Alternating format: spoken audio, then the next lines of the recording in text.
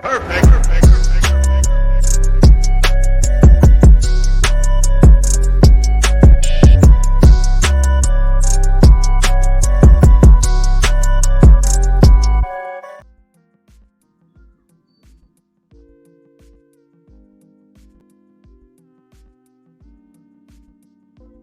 guys, this is Embrace the Grace. My co-host Gary D, as usual, every PM. Sorry about that little technical difficulties. But guys, there's a surprise that I didn't tell none of you guys tonight. I am actually doing this show on the JVJ network. So if you're not familiar with that, JVJ network is a network that has a collaboration of content creators, and we on here trying to do our thing as a group. So go ahead and subscribe to the JVJ network. You'll see a lot of awesome content creators. Of course, I'm Grace with Embrace the Grace. What is my channel about? Well, my channel is where we have the hard conversations, awkward and messy conversations because they're necessary. And of course, we do it with respect. We do not overtalk anybody, and we try not to be long-winded with our answers. We get short and sweet to the point, and then we keep it moving. And you can find me on TikTok, Instagram, Facebook, Snapchat, WhatsApp, and of course here on Embrace the Grace. And you guys, if you like what you're hearing, subscribe, share, and definitely like and donate to the channel. Hashtag Embrace the Grace 23. And my co-host, who's been riding with me since day one of 2023, he hasn't missed a beat with me. So Gary, without further ado, thank you for coming to the show tonight. As usual, introduce yourself and tell people where we can find you. What's up, everyone? This is Gary D. The co-host with Embrace the Grace here. You could find me on Boardwalk Global Media, which I'm president of. We have a number of podcasts.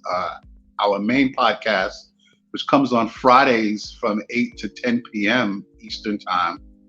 But currently we're on hiatus because we're building a new studio and all that fun stuff. So, but you could find me on Facebook. You could find me on Instagram. You could find me on YouTube, and it's all Boardwalk Global Media. Or you could just Google the Real Discussion. Thank you so much, Gary, for that. And again, I always have to give you your flowers. Thank you for showing up once again, week in and week out. Smitty, how you doing, sir? Hey, what's going on? Can you hear me? Am I coming through clear? Yeah, am I coming through clear? Yep, you come. Yes, you are. Smitty, I had to turn my microphone thanks for on. coming up. Yeah, no Thanks problem. for coming up. We got a good topic tonight. So go ahead if you want to introduce people, tell them who you are and where we can find you. I tried to catch you on Instagram today, but I was at work, so I had to lower it.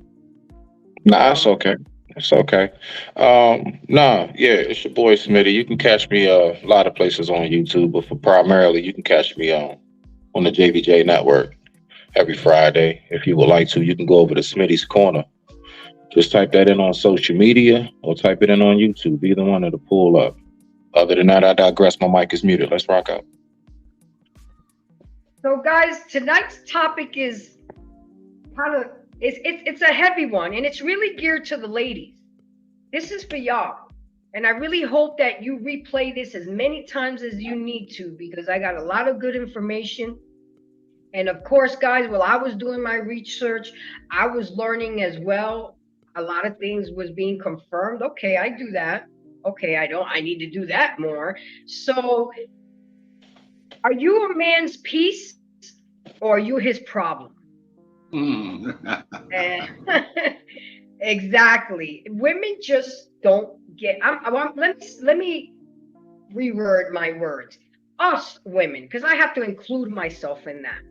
Guys, I'm not perfect, and I'm gonna do a huge disclaimer right now before we get into the nitty gritty. I am not a licensed therapist, neither is Gary, and neither is Smitty. We are not licensed psychiatrists. All we are is simply people who are experts in life through our experiences, through other people's experiences, and just what we know from each other. And that is the point, is to learn and grow and to become better versions of ourselves. And unfortunately, this topic, women tend to be very dismissive about, and it's so vital. It is, I think, after doing my research today and yesterday, I think for a man, peace for a man is at least 90% of what makes up a man. That's how vital it is for a man to have peace in his life, and for the woman in his life to offer that peace to him. So I did send out a SOS. Hopefully I get more people on the board, due to the fact that, I tend to be, a lot of people want to always shoot the messenger. So I figured if I bring up enough people on the panel to validate what I'm trying to get out there and relay, it'll hold a little bit more water, because apparently, I'm not supposed to be talking about issues like this, because I'm not black enough. So, but we still gonna keep it moving. I don't care. But let's see if some of our other men come on the panel. If they do, great. If not, I'm happy with what I got right now, because you two men are men enough to tell us and validate what we have to have here. So with that being said, Gary, give me your thoughts on, what does it mean for you to have, what does it mean to you to have peace in a relationship? Well, I mean, look, let me put it like this. I mean, most men, or at least in my opinion, you have your average working man, your hard working man every day. You have your man who is aspiring and working to be a high value man, right? Then you have your high value man. So, three. And all three of those men, they need to have, or the lady that they have should, all they want is peace, right? All they want is peace. Now, with the hardworking man who's just, he's happy being a blue collar man, working his everyday job, but he's hardworking and he's content to where he's at. He's a bit more tolerating of maybe of the BS that goes on. He'll tolerate a lot more. The man that's working hard to aspire to level up to be a high value man, he more than likely is not really going to tolerate stuff. He wants a woman that's going to be his peace. The third man, which is the high value man, who he's dealing with, he's dealing with major business. He has a lot of different things happening. His mind is always going. He needs a woman and requires a woman that's just be my peace. That's it. Like, he's not going to tolerate anything less, right? So, and I think it's important for people to understand that. So my question to the women out there, like, what type of man do you have, right? Because I think that would say a lot. That would say a lot in terms of what type of man do you have. And those three type of men that I just explained is from not only my point of view, but from what I've seen, what I've experienced. When we're talking about the whole, is she my piece, or is she a problem, right? And two and the men that I described, that's 2 and 3, they're not trying to deal with no problems, right? The hardworking everyday man, even though he should be having a lot of peace, he's more tolerant of if she acts up and want to give problems. Okay. All right, Smitty, your turn. What is your take on peace and a man having peace and getting it from his woman?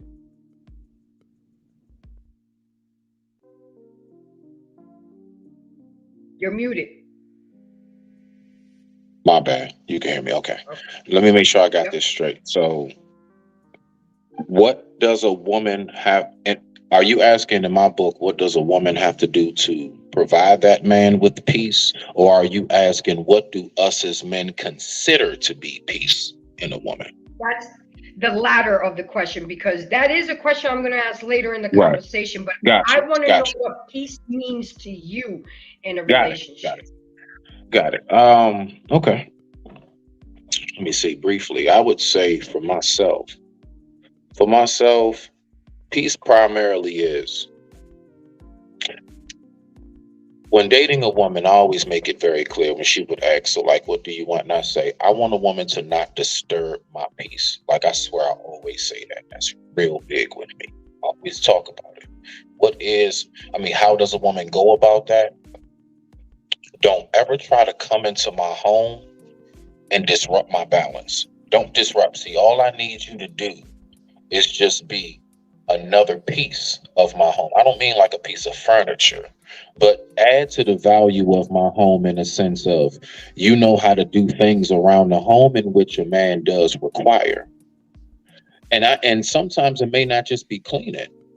I may want you around my home and I may need you help me with paperwork or something. Whatever it is that you can do in that form of fashion for me at that moment. So to land it, not to be too long on it. My piece personally is a woman who definitely knows how to come in and kind of flow with the program. Don't come in trying to rearrange stuff and start making your own program because now you're disrupting because I got everything going just fine. Really, I'm established and all I want is someone to now share this space with. I don't need you come in trying to change and build nothing. I digress. My mic is muted. So I would say that much for right Nice. now. Yeah, we'll get back to it. Um, before I introduce before I introduce Israel, ladies, the way to learn about men is from men. And this is why I have men on my panel. This is why I'm an advocate for men. You need to stop thinking that y'all know men or think what they need and want, and you need to hear it from the horse's mouth. And I'm really hoping that more of my kings come on this panel, because this is the only way we're going to learn. We have to learn from the horse's mouth. So with that being said, Israel, welcome to the show. Thank you so much. We here Embrace the Grace on the JVJ network. How can we find you and tell us who you are? You're muted.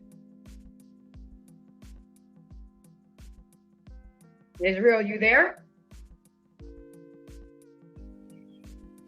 Yeah, I'm here. I'm sorry. It's okay. My signal went out for a minute.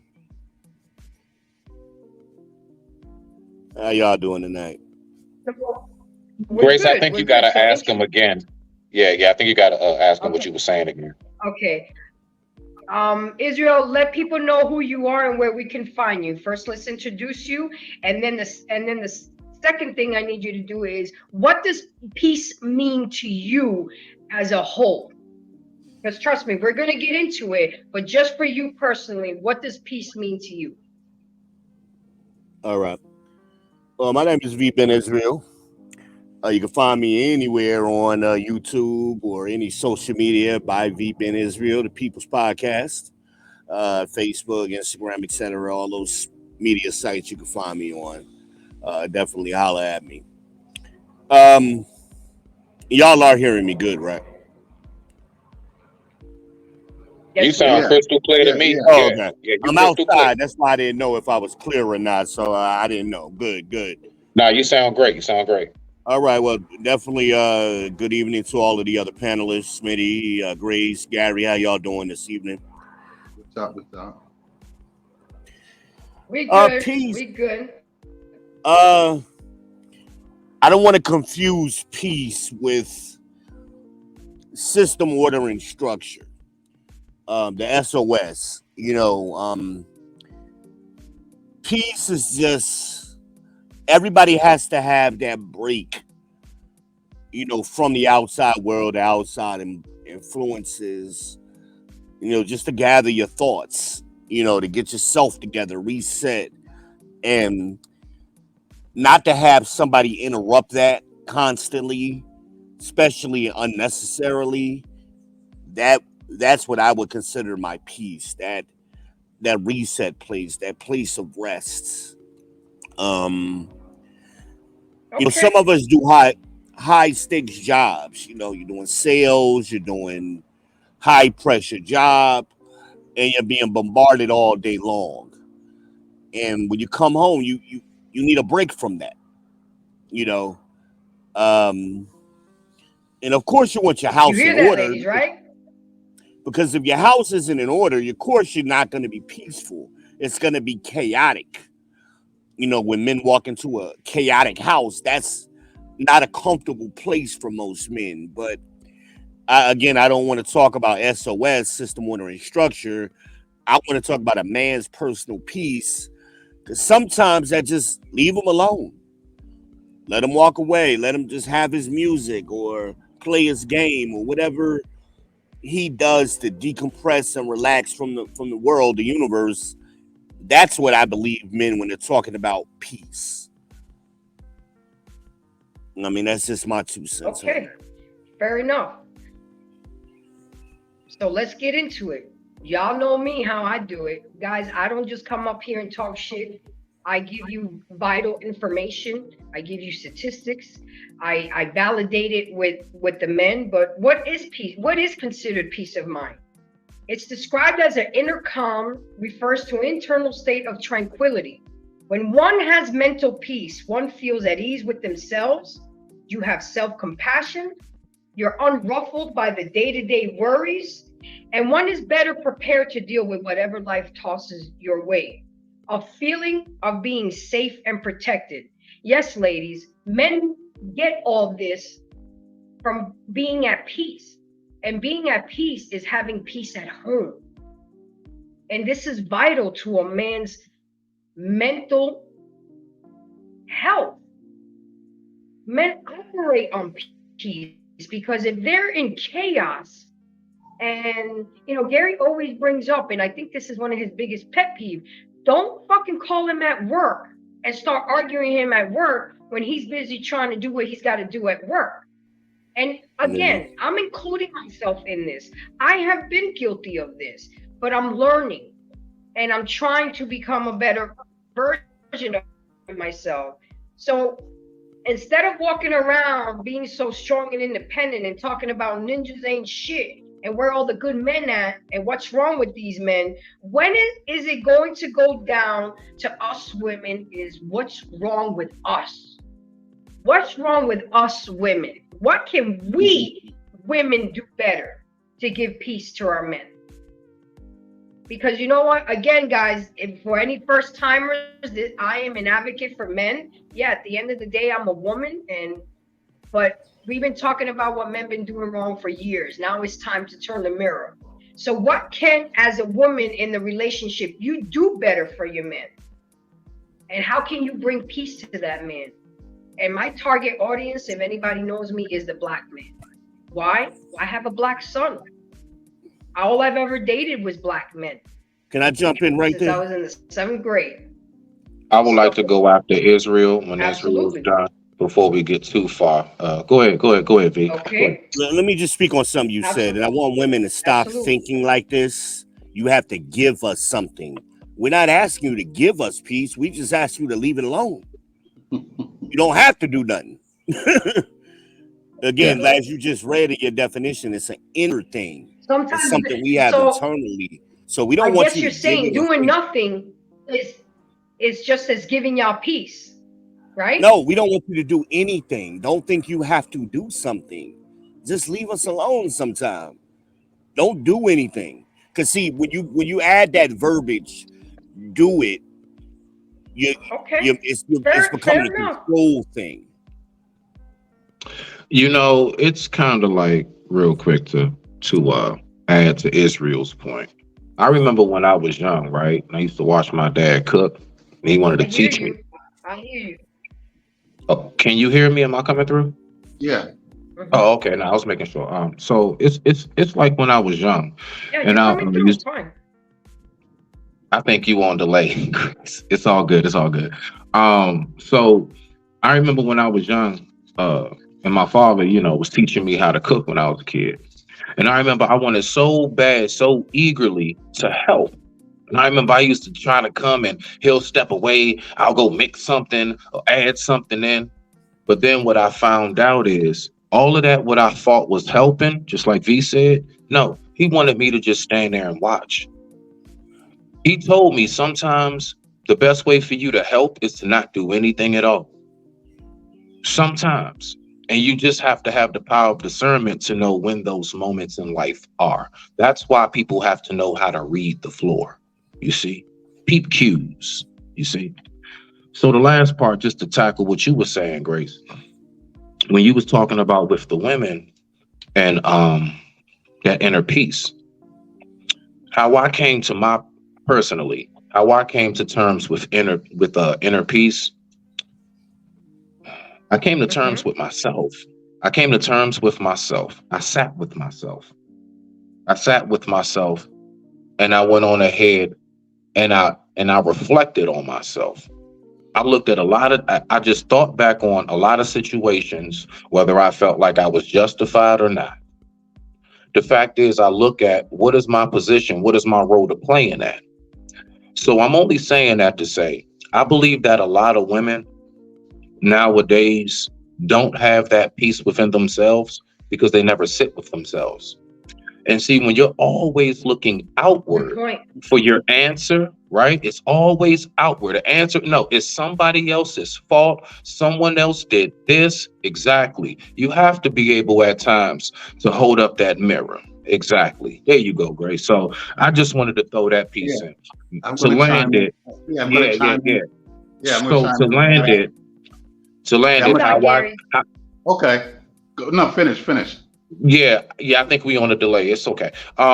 So to land it, how I came to terms with my inner peace was I took time to learn me through me, not through other people, not through social media and what other folks tell you that you're supposed to be and everything else. I sat with myself. I went on ahead and figured out who am I and what direction in life do I want to go in. And even though I'm not all the way there at my destination, I feel so much more comfortable along this ride on this path, which is not as bumpy because I at least know myself, so I know which way I want to go. When you don't know yourself, you all over the place. I digress. My I mic is agree. mute. Take it away, Gary. Thank you. All right, Thank you, bro. Grace. I appreciate it. No, Smitty definitely raised a good point because I mean, I think on last week's show and the week before show, I said basically the same thing about knowing yourself, right? You have to know yourself first. If you don't know yourself, then you know everything after that is going to be problems. I think that the other thing is that when it comes to peace, I think it kind of varies, or I should say, I believe with different men it varies. However, as I always say, and even Grace, as every week on the show, when you're starting a relationship, you have to effectively communicate, right? Now, you effectively communicate, then you start to understand, or your lady should, well, you both will start to understand each other on what works, what doesn't work, the subtle cues and stuff like that. So none of the BS doesn't happen. And I believe with a lot of relationships, unfortunately, they don't have those kind of conversations. So clearly, you have people that don't know themselves. So that, being that they don't know themselves, then how could they even know their partner? So there's going to be a lot of chaos going on. And it's something ongoing, right? So it's like it's a recipe for disaster when you don't know yourself. And You're absolutely right. like I was saying earlier, any hardworking man, or any man that is looking to be a high value man, or any man that's at the top there, they we want a lady that's gonna bring us peace, right? And and I think it was Smitty and Israel said sometimes, depending on the situation, yeah, we just may need you to sit there with us and just be quiet, right? It's not always about saying something, right? But also, in the conversation that you have with your partner, find out what works for them, because what may work for me may not work for Israel, right? What may work for Israel may not work for Smitty. You follow me? May I add one piece Absolutely. in? Real Go, Go ahead. quick, Go ahead. real go right briefly. ahead. I won't Yeah. be long. The reason why, ladies, men value silence at times so much is because that very silence is what we are utilizing to problem solve for what's to come. See, there was something we know or we see or whatever. So when you like, why are you so quiet? Just thinking. Mhm.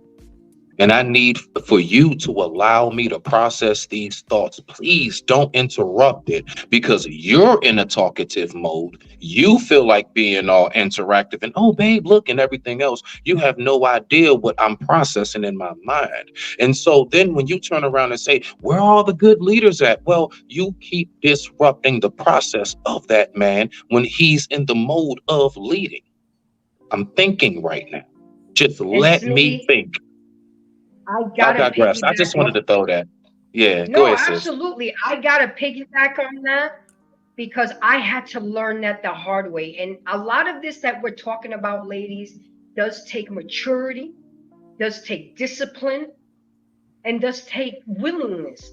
I remember when I was in a relationship in college, I would have this horrible habit when he would ask me to leave him alone and go turn around and back and go in the room and still want to talk and still want to talk. And he would be calm, but it would get to a point because I kept bugging him that now we're in DEFCON 4. When I would have, if I could have just left his ass alone, just like Smitty said, men need time to, what's that word I always have a hard time, compartmentalizing ideas. Compartmentalize. Yeah. Go ahead, say it for me, Gary. There you Compartmentalize. go. Men, I have learned that men need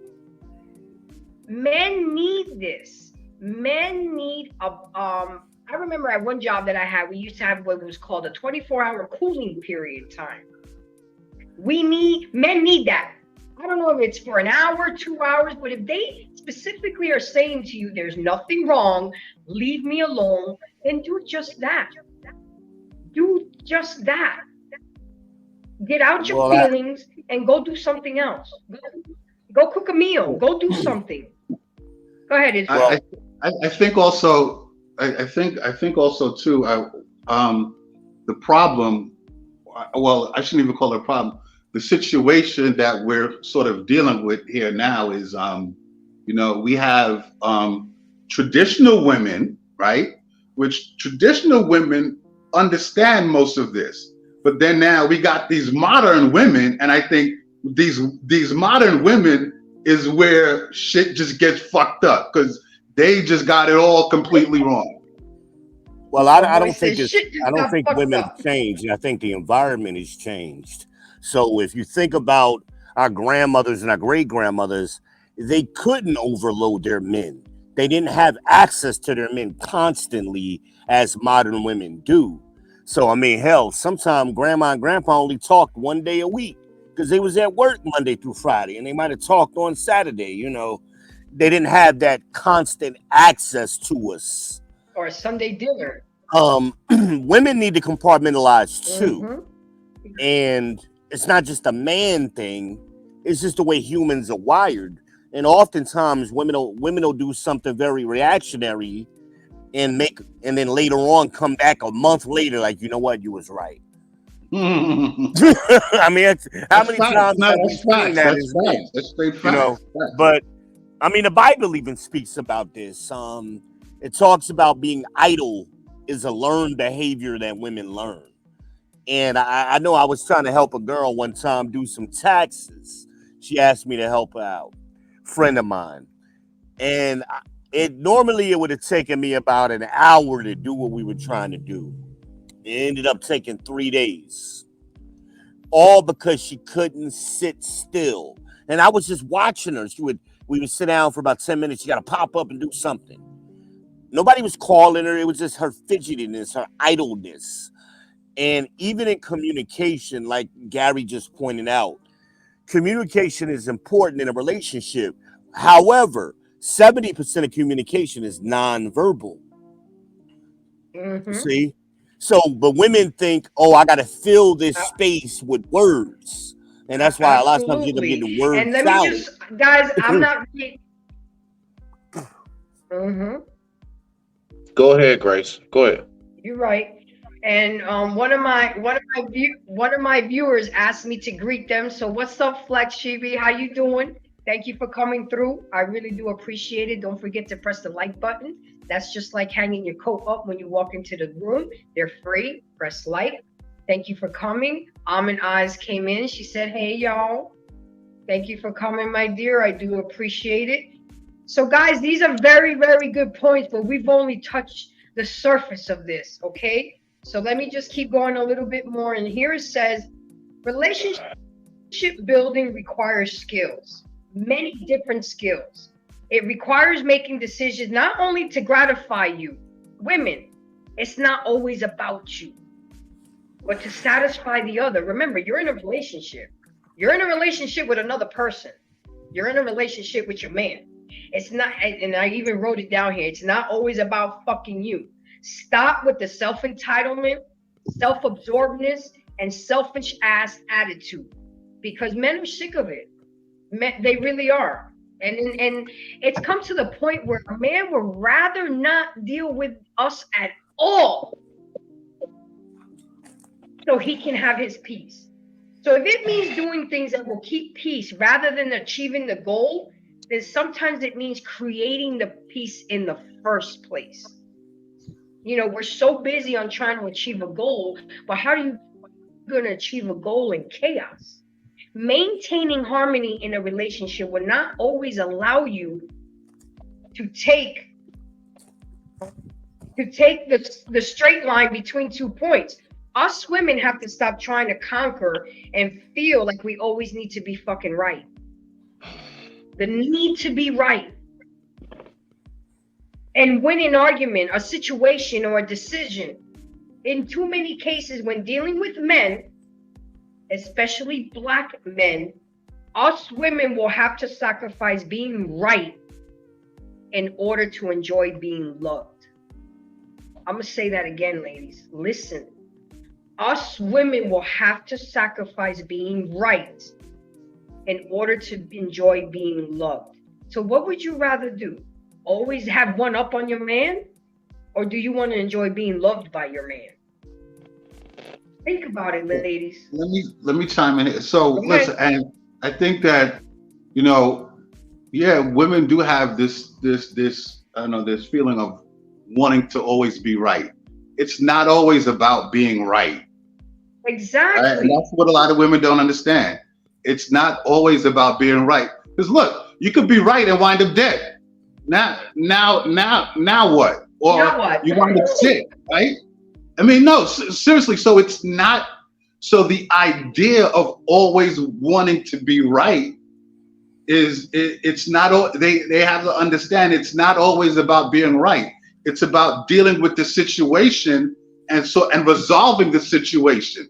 It's not a right or wrong thing when you're a couple. It's supposed to be, how are we going to resolve this, or let's work to resolve this. But you know, a lot of these women out there, to them they want to be right. It's like, exactly. You know, it's like they you know, it's like putting up scores on the board, right? It's like, and that's not what a relationship is about. A relationship is people are supposed to work together. You're supposed to work together with your partner to resolve whatever issues, so the relationship can be stronger. So it's not a right or wrong thing. It's about, let's work together to make the relationship stronger. But a lot of these women, for whatever reason, they feel the need to be right when it's not about that. It's not always about that. Exactly. And that's why we're here, to let these ladies know that I mean, wouldn't you write? Okay, so you're writing at night, but you wake up in the morning, you still have the same issue. You still haven't come to a resolution. I mean, and this is, and being acknowledged as head of household or the man of the house is a very important thing for a man, but it's especially important for a black man, being that their manhood is constantly and actively being challenged everywhere they go, whether it's by law enforcement, their job, their family members, friends, baby mamas. And I'm going to have to read that again. The black man is constantly actively being challenged of who is the head of household. Many modern women are so strong and independent and so self-sufficient and so committed to the cause, to the church, to the career, etc., that this "I don't need a man" message is going to end y'all asses up without a man. And you're going to buy a dog and die alone. And that's what's going to end up happening. You don't need a man, but you also ain't going to have a man. So I got Grace Somebody on the has an panel. echo. Somebody has an echo. Who has some? Grace, you got a window open, baby? No, I made sure they were all closed. Do I have an echo? I don't know. Y'all hear that? Yeah, Yeah, I hear it. there's an echo. I'll go out and come back in. Okay, no problem, babe. So, My y'all so advice is busy. always to women where, Go ahead. I mean, they struggle with verbiage. So I try to word things a different way to make it understandable. I mean, think about it as you're applying for a job. And the job has a help wanted sign. And you go apply for the job or you respond to the, put the application in, whatever, And when you go to that job, you don't go on that job and tell the boss what you're gonna do. No, they give you wait for instruction. They give you instruction on here is the role that I need you to play. But I think a lot of times women often they want to tell the boss what to do. Right. But you don't do that on a job, so why are you doing that at home? And especially the first day. Yeah, damn right. But it's kind of like what Smitty said with his father. And that brought memories of me. I was teaching my kids how to make sauce, spaghetti sauce. Stir this sauce. Don't add the seasoning right now. You got to let it Right. marinate for a little while. You're going to see Smitty laughing because you know what I'm talking about. I know. But, you don't start seasoning it right away. You got to let them tomatoes get good and ready, But a lot of times I think they want to do something so you bad. You gotta have the heat on low. Right. Right. Yeah. It's a process. No, you're saying it right, what his father was teaching him, the process. Yes. And you can't rush that process. Exactly. But I think sometimes they're so eager All right, gentlemen, to be helpful. Let me introduce you. I wanted to chime in when you're done, if it's okay, briefly to what was said before we get too far. When you're done. When you're done. Thank you, Curtis. Go ahead. Okay, True, you're on mute. Oh yeah, what's going on, guys? Thank you for coming to the show. You know that your input is always vital to the Embrace the Grace podcast. Introduce yourself and let people know where we can find you. I got Trigger Mike coming in soon, so that's gonna be a good one too. Because I'm telling you, I called in the big dogs for this one. Trying to get famous out here, Grace. This one's I see you trying to get great. Trying to get famous. No, I see you. It's not trying to get famous. It's just trying to validate what I'm trying to put out there. And I gotta use Grace, you're doing a great job. I gotta use just keep up the good work, baby. You're doing a great job. I gotta use the old heads that been here for a minute and are telling the same thing, but now it's coming from me. So True, go ahead and tell people who you are and where we can find you. Yeah, my name is True Table. You can find me on YouTube Instagram, same first name, same last name. Talk about things that are relative to relationships, men's mental health, and I really stand in the gap for speaking for most men's perspective because most men are too afraid to do it themselves. So that's why I'm here. But yeah, just here to add to the panel, to the discussion. So looking forward to the broadcast. So let me ask you, True, what does peace mean to you? And what is it, what role does it play in your romantic relationships?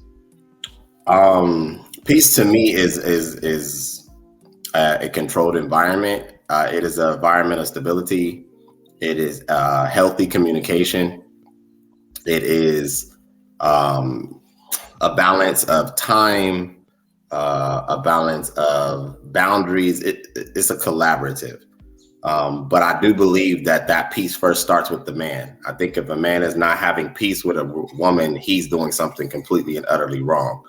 A woman can't come into your life and disturb it if it's already structured, in my opinion.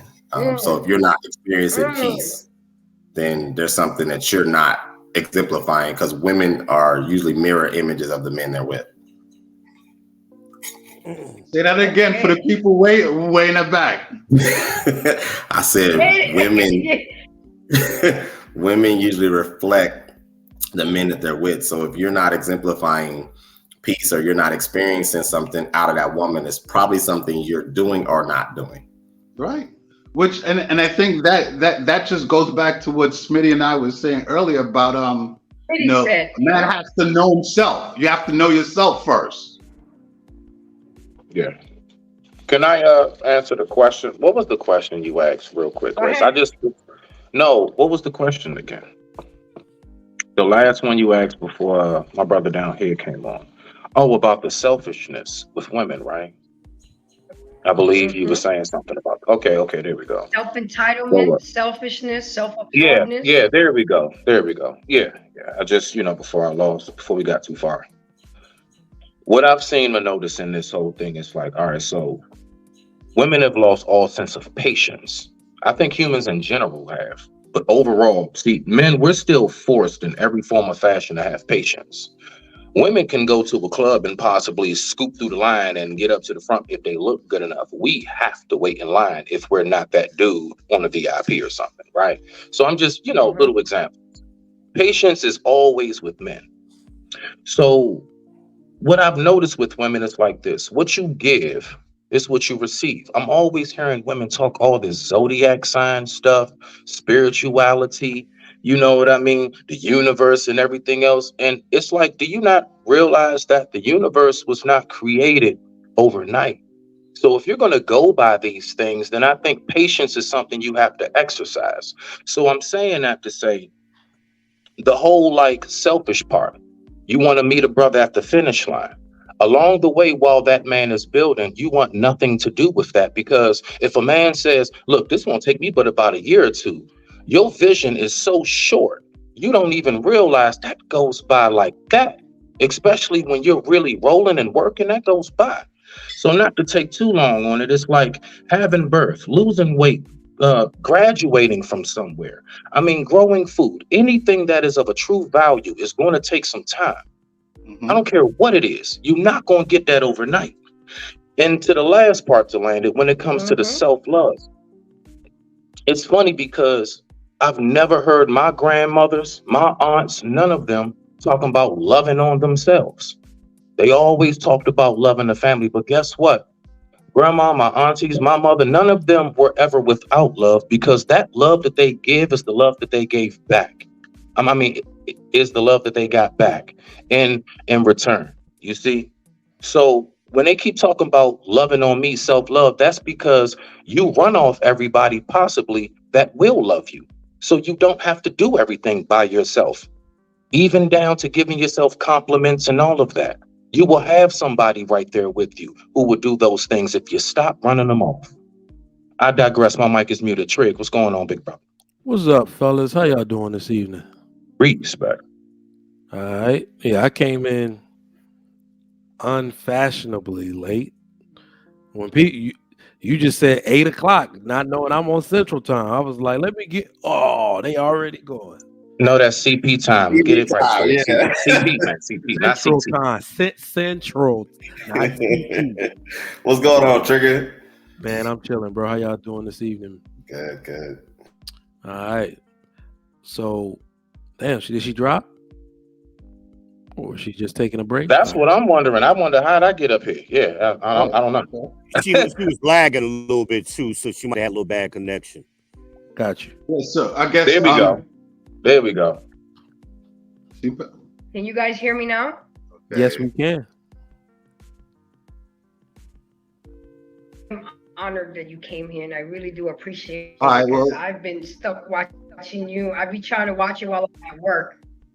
Thank you for coming. And my main question to you right now is how important is peace in a relationship to a man, and what does peace mean to you? How important? You speaking to me because you cut out a few times. Yes, sir. Okay, so how important? Yes, how important is peace to you in a relationship? Peace is everything. As a matter of fact, yeah, peace is everything to a man. He either knows it up front because he's been taught and had good examples of a peaceful home or a chaotic home, right? And I believe not only in a marriage, peace is extremely important because I think we've gotten into a time where women no longer understand or even respect what men have to go through apart from them. The equality narrative, and I say this time and time again, has ruined modern society because it allows women to think we're equal in all things. It allows women to think that they go out and suffer the same hardships that we suffer, and it's not the same. Literally, it's not the same. The world has made every comfort and grace for women. It is represented in every statistic you can find. You could do the same crime at the same time on the same day, and I'm going to jail for what, 40% longer? Don't quote me on that, but you see what I'm saying? So men deal with things. Might not even go to jail. Yeah. So men deal with things on, and here's the part that I really love about my brothers in arms in this world. We actually go through it and don't complain because our home is supposed to be our refuge. Exactly. So it is extremely important for a woman to understand that it is her duty to create that peaceful place for you while you have been out fighting the world. And just to give a little example of what we mean by we need peace, the world can provoke us in so many ways that make us go against our natural instincts to react. And because we live in such a society where people are habitual line steppers, oversteppers, you have to think about how many times certain ethnic groups of men have to show restraint because of blatant disrespect against them. So just imagine if you had to go out and fight the world in that way. People are honking the horns at you, throwing middle fingers at you, throwing the N-word at you. But you got to come home and be that to suffer that own abuse verbally and emotionally in your own home. Right? So peace, when it's created by your woman, you trust in that. You look forward to that. And I think that can keep a man going throughout that abuse that he has to suffer from the world. Because once again, we don't complain. And yes, that can lead to implosion. But we don't really express ourselves exactly the way women do. And I think the women who are graceful enough, aware, to show amount of awareness that they need to create that comfort for their husband, he will trust in that and seek and continually just, get that energy that he needs to keep going, keep getting up, and keep working on behalf of his family each and every day. And what was the second part of your question? How important? Well, I mean, you were kind of answering how important I answered it. All right, you in your relationship. It's everything. It's everything. It's everything. Let me introduce Grace real quick. Grace, thank you for coming up to the show. Introduce yourself and let me know what is your perspective on the woman's side of the importance of providing peace to a man in a relationship? I'm Grace. The perspective from a woman's side, like it's, I don't know, you have a man that goes out and he's like, you know, like Sugar said, he's battling the world. And if he can come home to an atmosphere with a woman there that he's battling that world for, and she brings that calm and that peace that he so desperately needs, that needs to be his one place, the one place he can go that he doesn't have to battle, that he can actually rest. She needs to be his rest. And in that, you know, no matter how bad the world gets, he's able to look at her and go, you know what? That's why I do it. That's, you make it worth it. That's why I do it. And so he can just dust off the day. He can dust off all the crap that he's gotten all day long, and he can just let it go, because he's now in that place of rest with the woman that he's going out and doing those battles for. You know, and I think our biggest issue as women is we were once women, or there were once women who spoke for the marriage, spoke on behalf of the husband. In other words, yes, you know, you can come to me and complain about your relationship, or, you know, something he said that hurt you in some way. And instead of saying, oh, he's not worth it, you need to leave him, there were once women who said, okay, well, let's have understanding in this moment. Let's think about what he's going through in this moment. Let's not be too quick to react. You know, women who spoke for that relationship instead of against it. And that's a big issue. And then the last thing I want to put out there is meekness. To be meek is power under control. For a man, that's in his strength. When you think of power under control, a man can seriously hurt a woman. And when he chooses to keep his hands to himself, that is power under control. Our power lies on our tongue. We use a lot more words, and we use them in more harsh ways. So instead of using your tongue to tear a man down, try lifting him up. That's all I got. Y'all heard that, right? Y'all heard that. And I do want to iterate this, ladies, because this really, even though my channel is advocating for men, but tonight's show is dedicated to the ladies.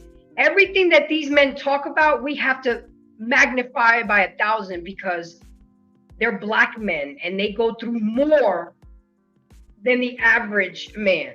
Not only do they go what they go through, but they go through more because they are Black. And that's the important thing, that my sisters, without disrespect, you know, you say that we put up the bullshit from the Black man. Oh, we're weak, we're pick-me's, we're this. No, we just get it. We understand, we show empathy. And if we can do that, and other women of other races can do that, why can't you do it for your own Black king? Go ahead, Gary. What did you have to say? There's also something to think. I think, as I was saying earlier, I mean, there's, you know, clearly there's, you know, the traditional woman, and then now we have these modern women, and a lot of these modern women, when it comes to a relationship, it's not real emotion. It's more transactional than it is emotional, right? Because, you know, they want to put a dollar sign, you know, on the type of guy that they're dealing with, like, and that's not gonna, and that doesn't work. That really doesn't work. No. That I would say that's the men's fault, though, unfortunately. And we talk about this stuff all the time, but the pivot won't happen until more men become aware of their true power, design, and position in society. Until that changes, until men stop pandering, until men really understand that everything starts and ends with you, it won't change. I was listening to Trigger Mike explain what he was saying, and I was having, like, you know, sometimes I have like visuals that are stacked, and I think that the difference between the modern woman and the traditional woman is that traditional women understood men were a resource. They understood that we were a resource in every facet of it. The society is truly built around men. Even now, it has not changed. If men don't work, nothing happens. If men don't volunteer, nothing happens. If men don't write policies, nothing happens. And the difference is that was definitive. What's happened is that we've allowed for the privilege of contributing to society to be shared amongst the female,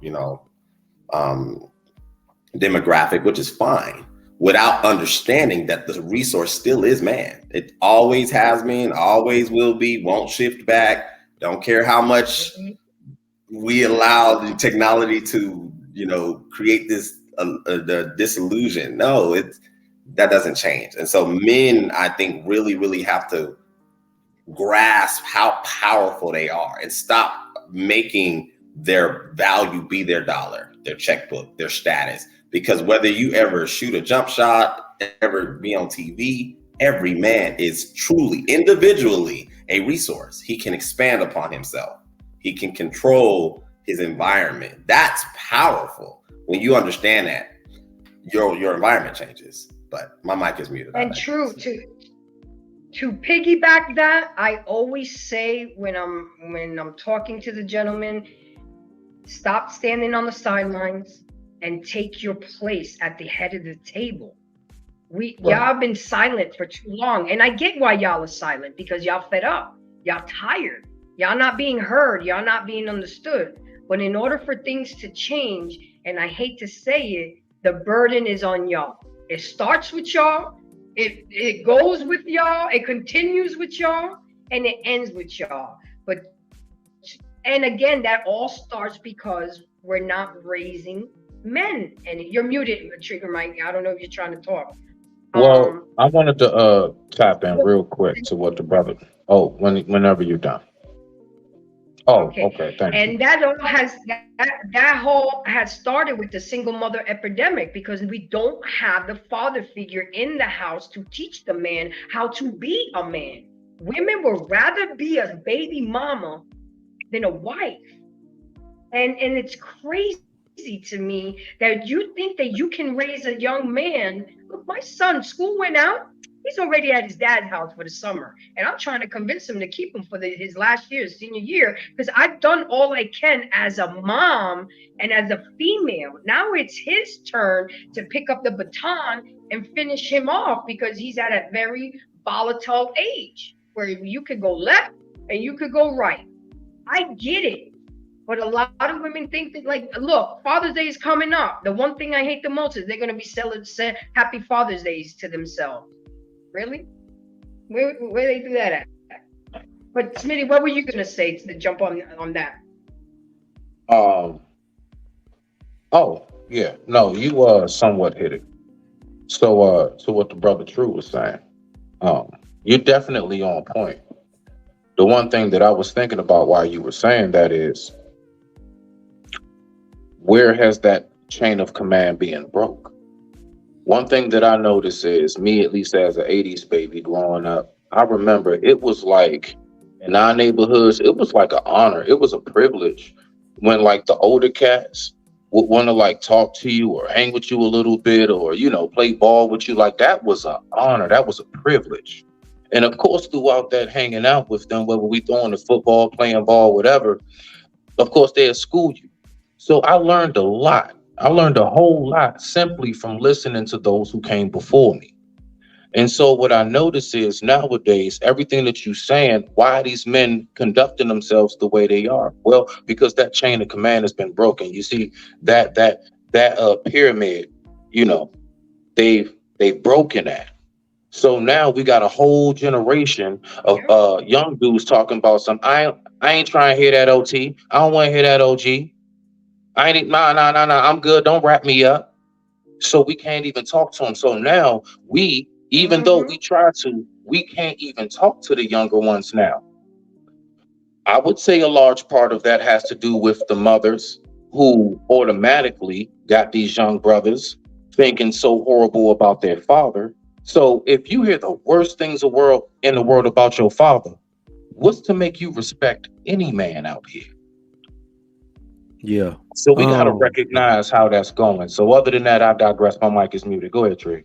No, I like what we're saying, and really, there's no doubt about it. True Table and Smitty were 100% correct on that, because where the fault lies is that it naturally is on the men. We just have so many men who don't know where to start in fixing the problem because they weren't raised by men.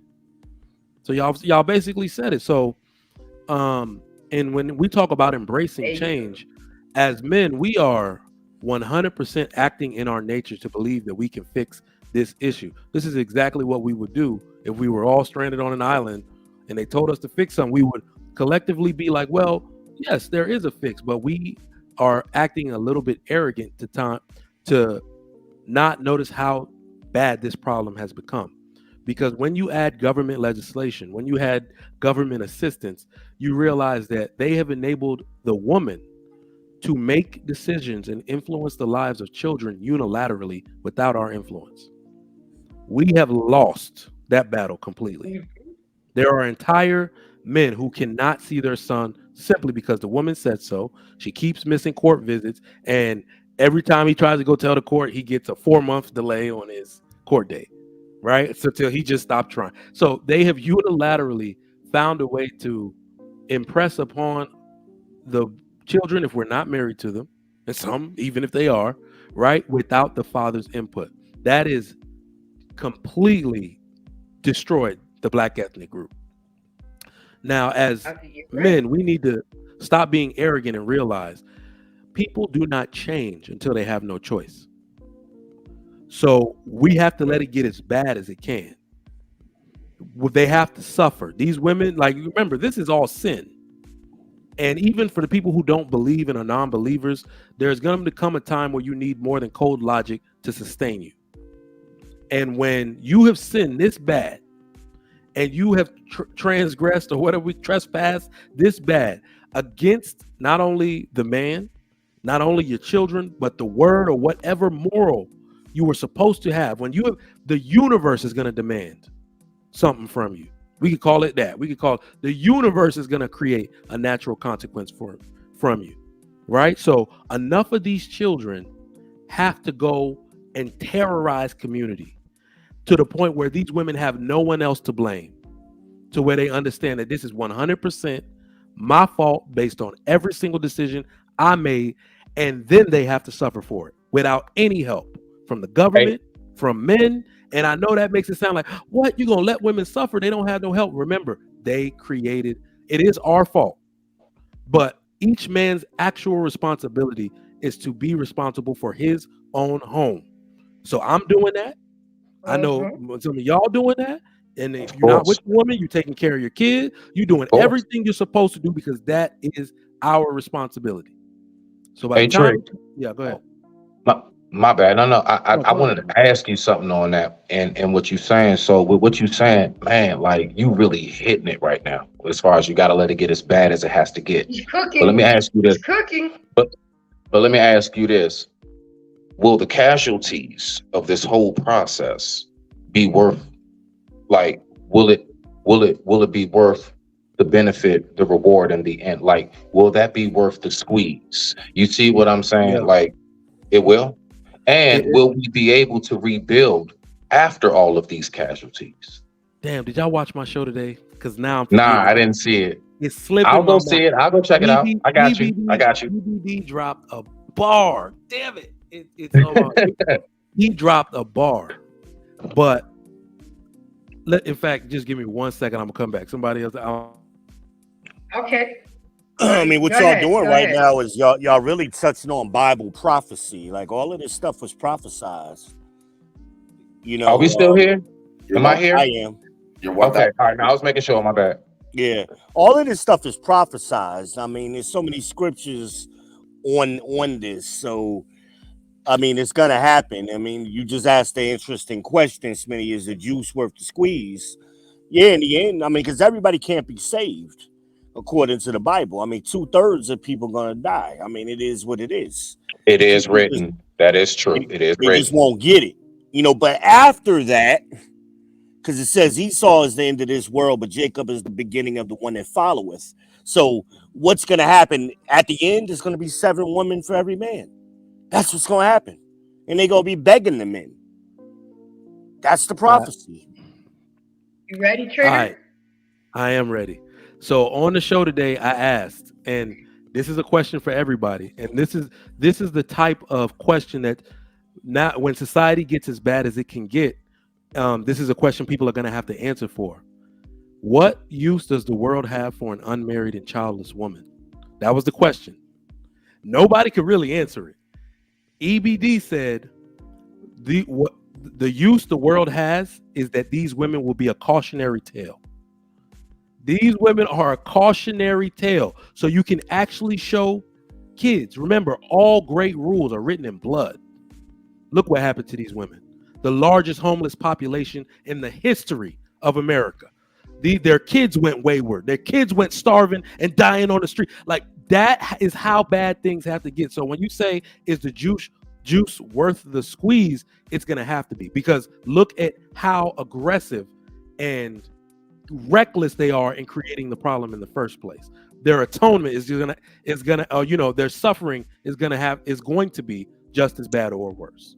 So brother, no, go ahead. My bad. Saying, like, those words, that he spoke, he was they are 100% going to be a cautionary tale. Remember, history really remembers everything, and when you write this up, no matter how you try to make it sound nice, we're going to say, no, these women died harsh and horrible deaths because of their decisions. See, Brother Trick, let me ask you this. Now, what you said, definitely, you just gave me some gems, and I'm going to keep those in my pocket right here. I appreciate you. So the thing is, okay, so I actually agree, because I've spoken on that before. We all can't make it. A lot of people thought I was talking harsh, but everything you're saying, I've been right on par with that from the jump to myself. My question is this. Okay, so that all goes, let's say that all comes to fruition. It all goes through. Brother Trig, what is the first step that the Black community should take in now rebuilding and making sure that doesn't happen again? Now that that's done, the smoke is clear. So remember, right now what they are proposing, and it's really bad. It's actually worse than I thought. This is why I'm kind of cooling down on going on some other panels. I won't say any names. There are too many delusional people over there. Right. Naturally, me, I'm married. Shoot, my wife could leave me. I'm still going to advocate for marriage, because that's the way children are supposed to be raised. Okay. That's what that institution is for. Now, I went on that panel that I'm talking about, and I basically said, well, as far as the economy is concerned, you need to be married. Your children need to grow up in it. And a bunch of people started saying, no, that doesn't matter. We can build a community without it. So what they're basically doing in modern times, and what they're going to keep doing, is saying a community is a bunch of individuals. And it's not really. That's what the textbook definition is. A community is actually, in the context that we're discussing, a group of families. All right. So it is very simple to create a community. Family unit. All right. So all you have to do with the new Black community is, when people keep saying we need unity, that is actually incorrect. We need division. We need tribalism, at least for a time. You need to go find your tribe. Who is like-minded like you? Who is willing to stick it out with their woman and take care of their kids in the same home?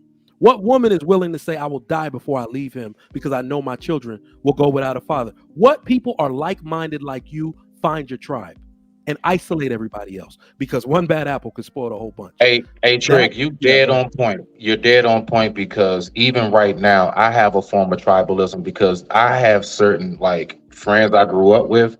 I won't let my daughter hang out with their kids, because I don't want them to contaminate her. I know they be listening to the twerk stuff. My daughter's 15. She don't listen to none of that. And I mean, she listens to music, but it's more the kind of clean kid bop version type. Yep. She don't do all of that listening to Glorilla and no, I don't need her up while we chilling downstairs. She up there with your kids. Nah. Now she don't do social media, all of that. So definitely. And I don't want it to mix with mine. I don't. Do you know what the actual benefit? It's like a hidden benefit that nobody's talking about. The What's best that? thing you could do for the Black community is what we're talking about. Mm-hmm. The reason people do not feel a necessity for change is because we keep paying them attention. We keep allowing them to come to our cookout.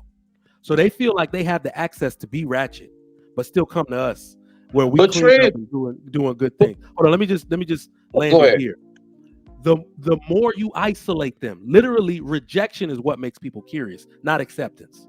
We're trying to accept people's degeneracy, trying to accept their mistakes, which is how this problem got here in the first place. Rejection and literally isolation and watching us focus. When we're focused on creating families, taking care of our families together, we create a natural community of Black people.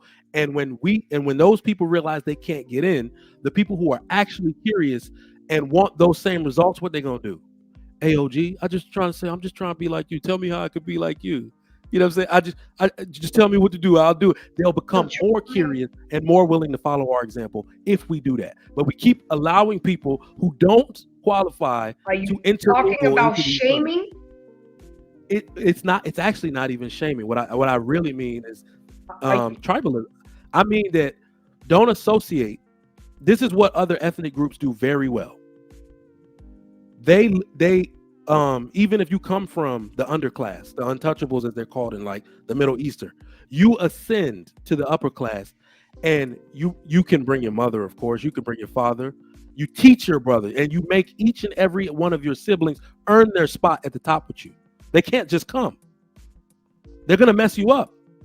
They're gonna teach that same hood mentality to your children, to their like you see them, they're gonna mess you up. You make them earn it. So when they realize you're not just gonna get here until you start modeling your life the way I modeled it, then you start creating people that literally like, okay, what I gotta do? I want to be there too.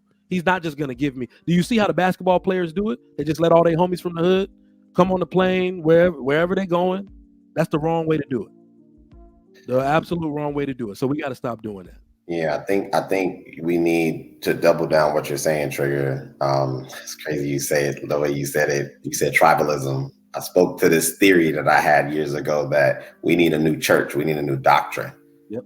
And what I mean by church is I'm not referring to religion, because I know people get all weirded out, and that's a part of the problem, is that we've created so many subsets, evangelists, Episcopalians, and all that crap that really has it's not doctrine. It's not even biblical if you really understand the word. But what I mean by a new church is our community is a hyper-social community. So the only way I see that method working is you have to create that same tribalism through a system distribution. Yep. Church used to be the difference. That's what's really created all this division, because when we had at least some level of religion was our culture in this country. That's what kept people from doing crap. When we threw that out, that's what shifted everything. So we need a new church. We need a new doctrine in order for that to be. I mean, I've heard Andrew Tate say this, but I 100% agree. It's actually why I took such a huge break from the church, and which is why, unfortunately for me, I have gone back into the church, but it's not a black church. I literally had to hear the pastor say he's indifferent about gay people, and at this point he just doesn't know. Like, I had to hear that to be like, at least he's loyal to the scripture, because the ones where the women are at, the black churches where the women are at, they pander. Those preachers just start letting anything, if their collection plate starts slipping, they'll just desecrate the name of God. Just be like, well, so yeah, you're absolutely right. Not only do we need like a new church, like you said, that's why I guess they said Islam is the last real religion. The last real religion is Islam. I'm still a Christian, yes, but I'm gonna be one of those Christians going forward that literally will fight you over scripture. You have to be that way, because that's not really just about Jesus or my beliefs. It's about allowing you to corrupt it, because that corruption, dude, we don't understand is the minute we started disobeying scripture, we allowed exactly what they said would happen. You started allowing homosexuality in the church. Of course they're gonna try to get it into the school. Like, you see what I'm saying? Like, of course, you see all that happening in real time. They never expected you to actually do it. So now that you did it, well, they just gave us an inch. Let's see how much more we can get. So I'm now going to be one of those people to say, this is what it says. There is no misinterpretation. You could do whatever you want, but as for me and my house, I'm going to be one of those dudes. Yeah, but I think you that. Go ahead. Yeah, and I agree. I'm one of those people, and correct me if I'm wrong. I don't, announce myself as being a scholar. I think I'm well versed in the word, but I never really have been able to find where Christianity was the structure to follow. From what I understand, we were all called to be believers, from what I understand. And that's something that I attached 2 years ago. But with that said, I think that's sometimes, again, the issue is that I always said God got a lot of bad representatives, like a ton of bad representatives. Yeah. Man, can I tap on that briefly? Yeah, because look, right, the thing that I've noticed that I find to be the most egregious thing when it comes to all of this, brother, exactly what you just said, True. It's all right. So look, this whole thing with like not saying don't let people who live the LGBTQ community come into church, but to let them overtake it, bro. I'm literally seeing like full-fledged gay pastors now, bro, just openly, actually preaching and saying and justifying it's okay, bro, trying to redo. Now, I'm gonna say this from what I know in that book, right at the very end in Revelations, the very end, I believe it's like 1922, something like that. It says, and I, John, attest to the prophecy of this word. Anybody who adds anything to this word, the Lord will add the plagues of the earth upon you. Anybody who takes from this, your name will be taken out of the book of life, meaning you don't get paradise. So point blank, the very last thing it said before it stops. I don't care what anything else says in the middle. The last thing said, don't add nothing, don't take nothing away. It is what it is, right? But I notice now that when they do all of that, what happens? It runs people away from the word. And that's the thing that I find most egregious. So when you say the things like what you're saying right now, brother, that's exactly what I be hearing. And that's what I find so heartbreaking, because you got folks who are misrepresenting it. You got folks who are fraudulently doing things amongst the church. And then it has people running off from the church. And I'm going to tell you right now, if it's anything, if you're a believer that God does not like, is an individual who runs people away from God's word, bro. Dead on point. You and Trig. I digress. My mic is muted, man. Well, the word isn't for everybody. So, guys, with that being said, go ahead, Israel. Christ said it himself, my people will hear my word, and also, the people who weren't God's people or Christ's people, they would turn away from it immediately. So it wasn't designed for everybody to begin with. Unfortunately, we mix up the church with a building. The church was never a building. The church was the people. Agreed. Good stuff. And we make it the building today, and unfortunately, that's what religion has done. Religion was given to us. That wasn't the Bible. That's why you got so many religions that have come from the Bible. And most time the religion goes against what the Bible says to do. The Bible is saying something very specifically, and the religion will contradict it. Unfortunately. Smitty spoke earlier. He was talking about the tarot cards and quote unquote spirituality. The commandments are spiritual. So anything other than that, the Bible called all of that stuff sorcery and wizardry and familiar spirits is what that was called. And that's a chaotic thing by nature. And that's why a lot of women gravitate to that realm of thing, and the crystals and the cards and things. The rocks. Because it's chaotic. It's chaotic by nature. Yeah, go ahead, sweetie. Israel, do you know how many women I've come across who call themselves Christian Wiccans? Yeah, it's not playing, bro. What It's is some that? weird stuff out here. And They it's, call guess what? It's themselves with they happened do the throughout sage history. burning and the little Thanos stones on the dresser, and this rock represents this. The moon's aligned. We shouldn't be together. I'm a Cancer. Usually all of this crazy stuff. Yep. And But they've they done call it themselves throughout. Christian. They've done it throughout history. So how do you practice paganism? But look, I'm not gonna get all into that. Grace, go ahead, take it away, baby. You got it. This your show. Wow. I'm like, wow. So guys, let me get into, because you guys know that I like to give information and educate my audience. So let me speak to the ladies, because tonight is about them. Being a man's piece. What does it mean to be a man's piece? It means being there for him even when it seems like the whole world is against him. Being a pillar of support, a confident that he can confide to without fear of being judged. Going back to the show that me and Gary did about vulnerability, we have to allow a man to feel safe and allow himself to be vulnerable without the repercussions of shit being thrown back in their face, or regretting that they did get vulnerable with us and talk to us. And then we wonder why, ladies, they go talk to their homies, or they go talk to their work wife, or they go talk to everybody but you, because that's who they're supposed to be talking to, but you're not allowing that man to feel safe.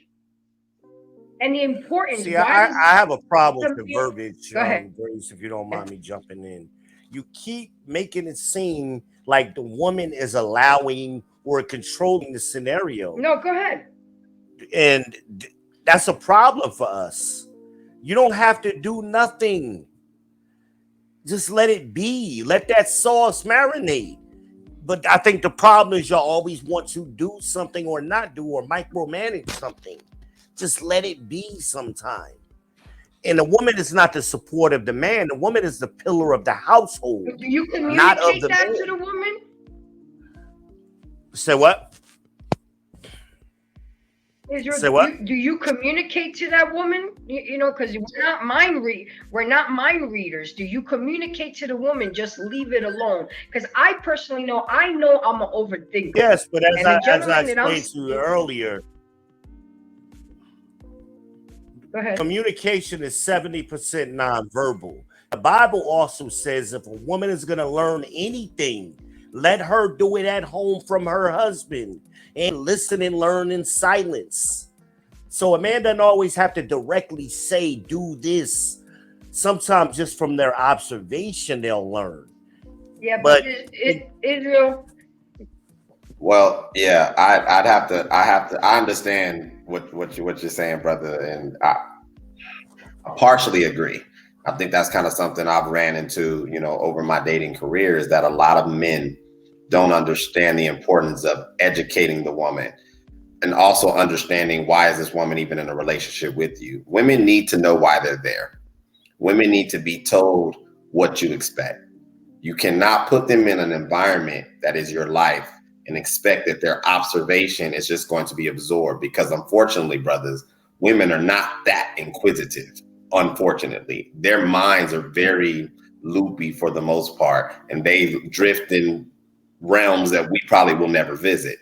So if you want the best out that woman, in my opinion, and what I've seen, you can serve her and serve yourself better by laying things down that she can hit markers of, and if I need, baby girl, hey, when I get home, love you, but I need about an hour, whatever, 30 minutes, whatever. It creates chaos to give her, because what you're actually doing, being the leader, is you're giving her authority in her natural state, because you're not guiding her. She's going to be busy. She's going to be messy. She's going to probe. That's women. That's how they're wired.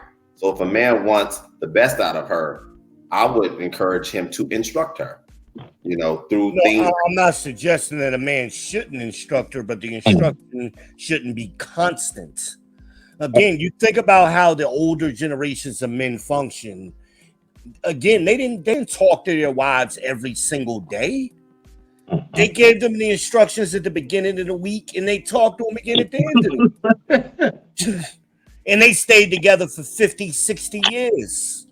You Right. know what? You're I right. think- You know what I'm Can I saying? Traditional women. can I tap Yep. in briefly? Just real briefly.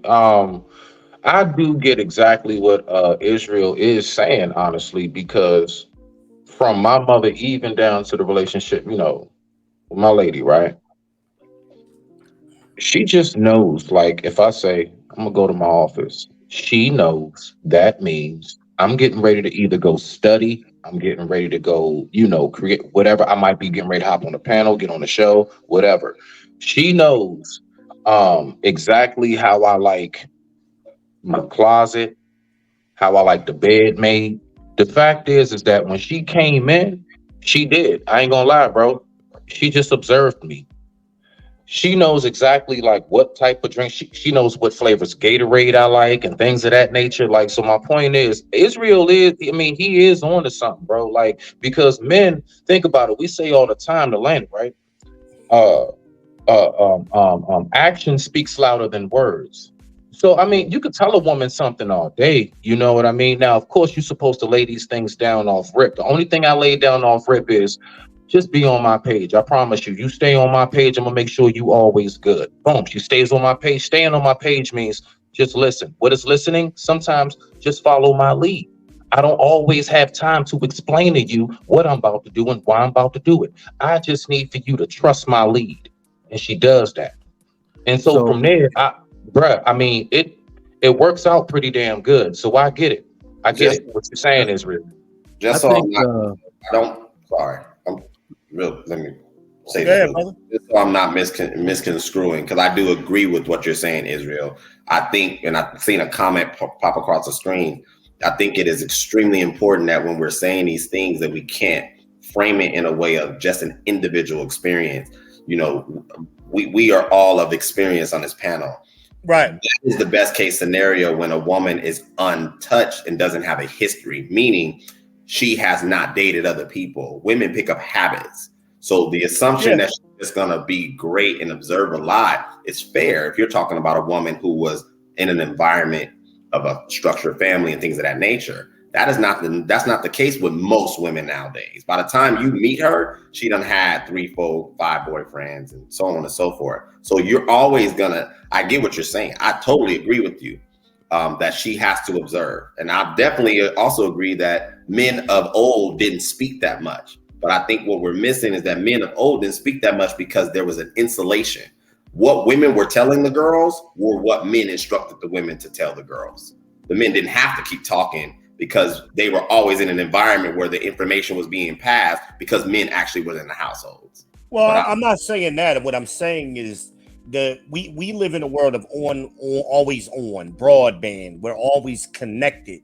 So whereas grandpa and grandma couldn't talk to each other physically throughout the week, throughout the day, whereas women, they text us all day, they call us all day. It's constant communication.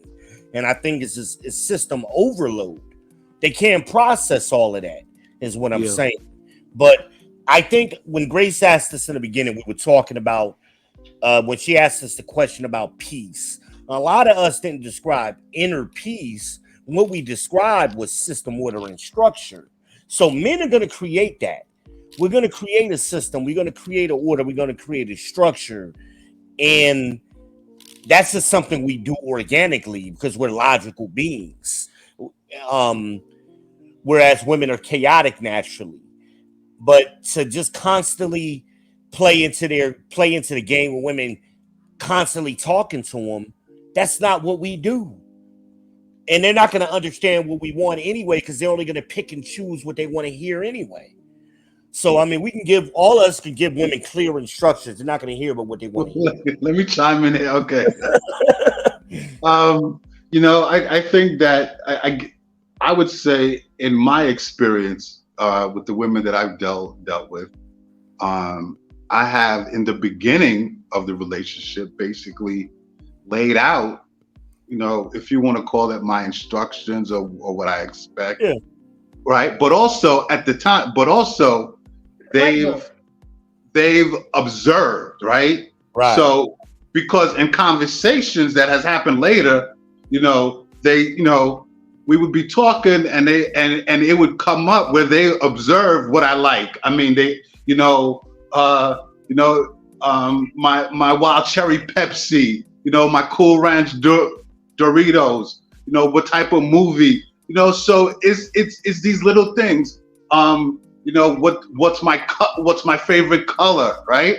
Right. So, I think that I would have to say, in my experience, it's a combination of laying down what our expectations is, or as the man, what your expectations is of her, coming into your life, and then her also, as things go on, as things move forward, she's observing and taking mental notes, and even in some cases written notes. So she knows your patterns. Because to me, what I've always liked is when a woman can come and tell me later, it's like, I know you like this, or I know what you like, right?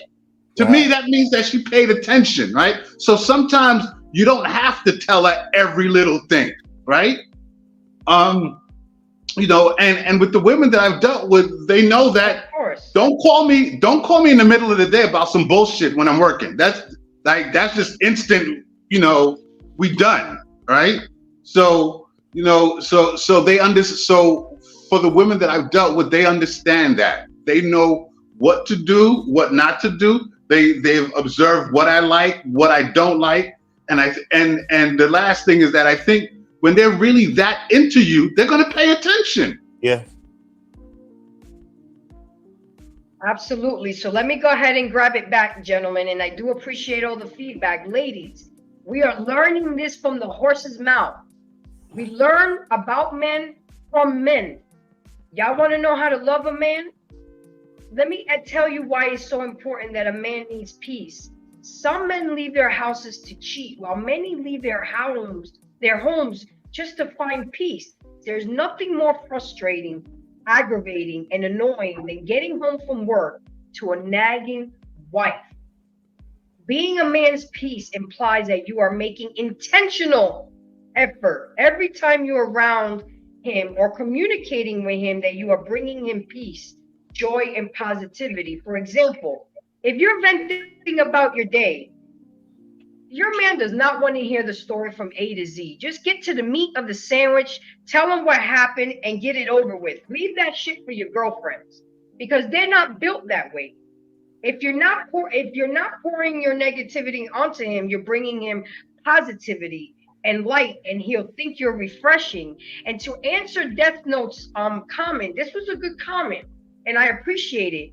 It's great that you all are aware of what is needed, but what are you doing to change it? I always hear problems and no solutions, or solutions with no progress. Well, what I'm trying to do is that I'm trying to educate the lady of what peace is to a man. What is the importance of peace to a man? And to answer that question, to have peace in a relationship enables the relationship to provide a sense of security and understanding, and it allows trust to flourish. Without peace in a relationship, it can be filled with conflict, tension, and ultimately it breaks down. It breaks down.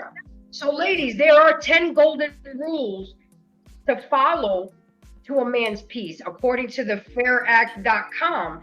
And we have to talk about it, and you guys can chime in, because I'm going to go through them. I'm not going to go through them completely, but it's important that the ladies know, well, if you want to learn and you want to become your man's peace, or you want to be peaceful ready, so when you're in a relationship, the first one is you must be a peaceful person yourself. The first sign you're his peace is when you're peaceful. Create a peaceful environment in your home so that he will want to wish to return home after work. How many times y'all get off work and y'all don't even want to go home? Or you sit in the driveway for an hour, or you go to your homie's house, or you go to the bar to have a drink. You do everything but go home. And ladies, it's because he does not feel at peace at home. He doesn't want to deal with your aggravating and annoying ass. Okay, so he didn't take the trash out in the morning time. Okay, you asked him to do it the night before. Just take the trash out and call it a day, and excuse my language, gentlemen, and shut the fuck up. It's not that big a deal. We have to learn how to pick and choose our battles wisely.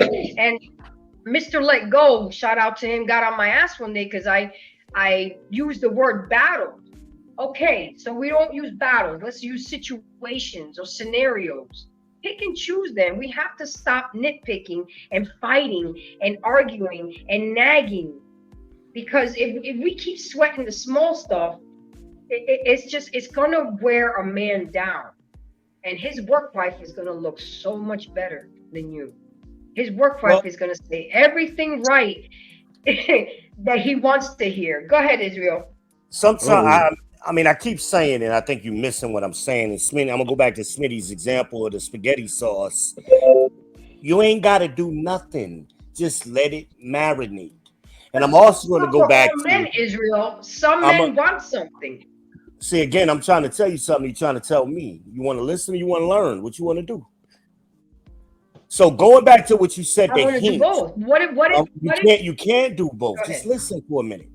So what you said to Hink when you talked to Hink, you gave an example. If you wanted a man to clean up the clothes, don't argue with him. Just take the clothes hamper and set it in the middle of the floor. If you did that with me, I'd kick you out my damn house. Because now you're trying to micromanage me. See? Sometimes you don't have to do nothing.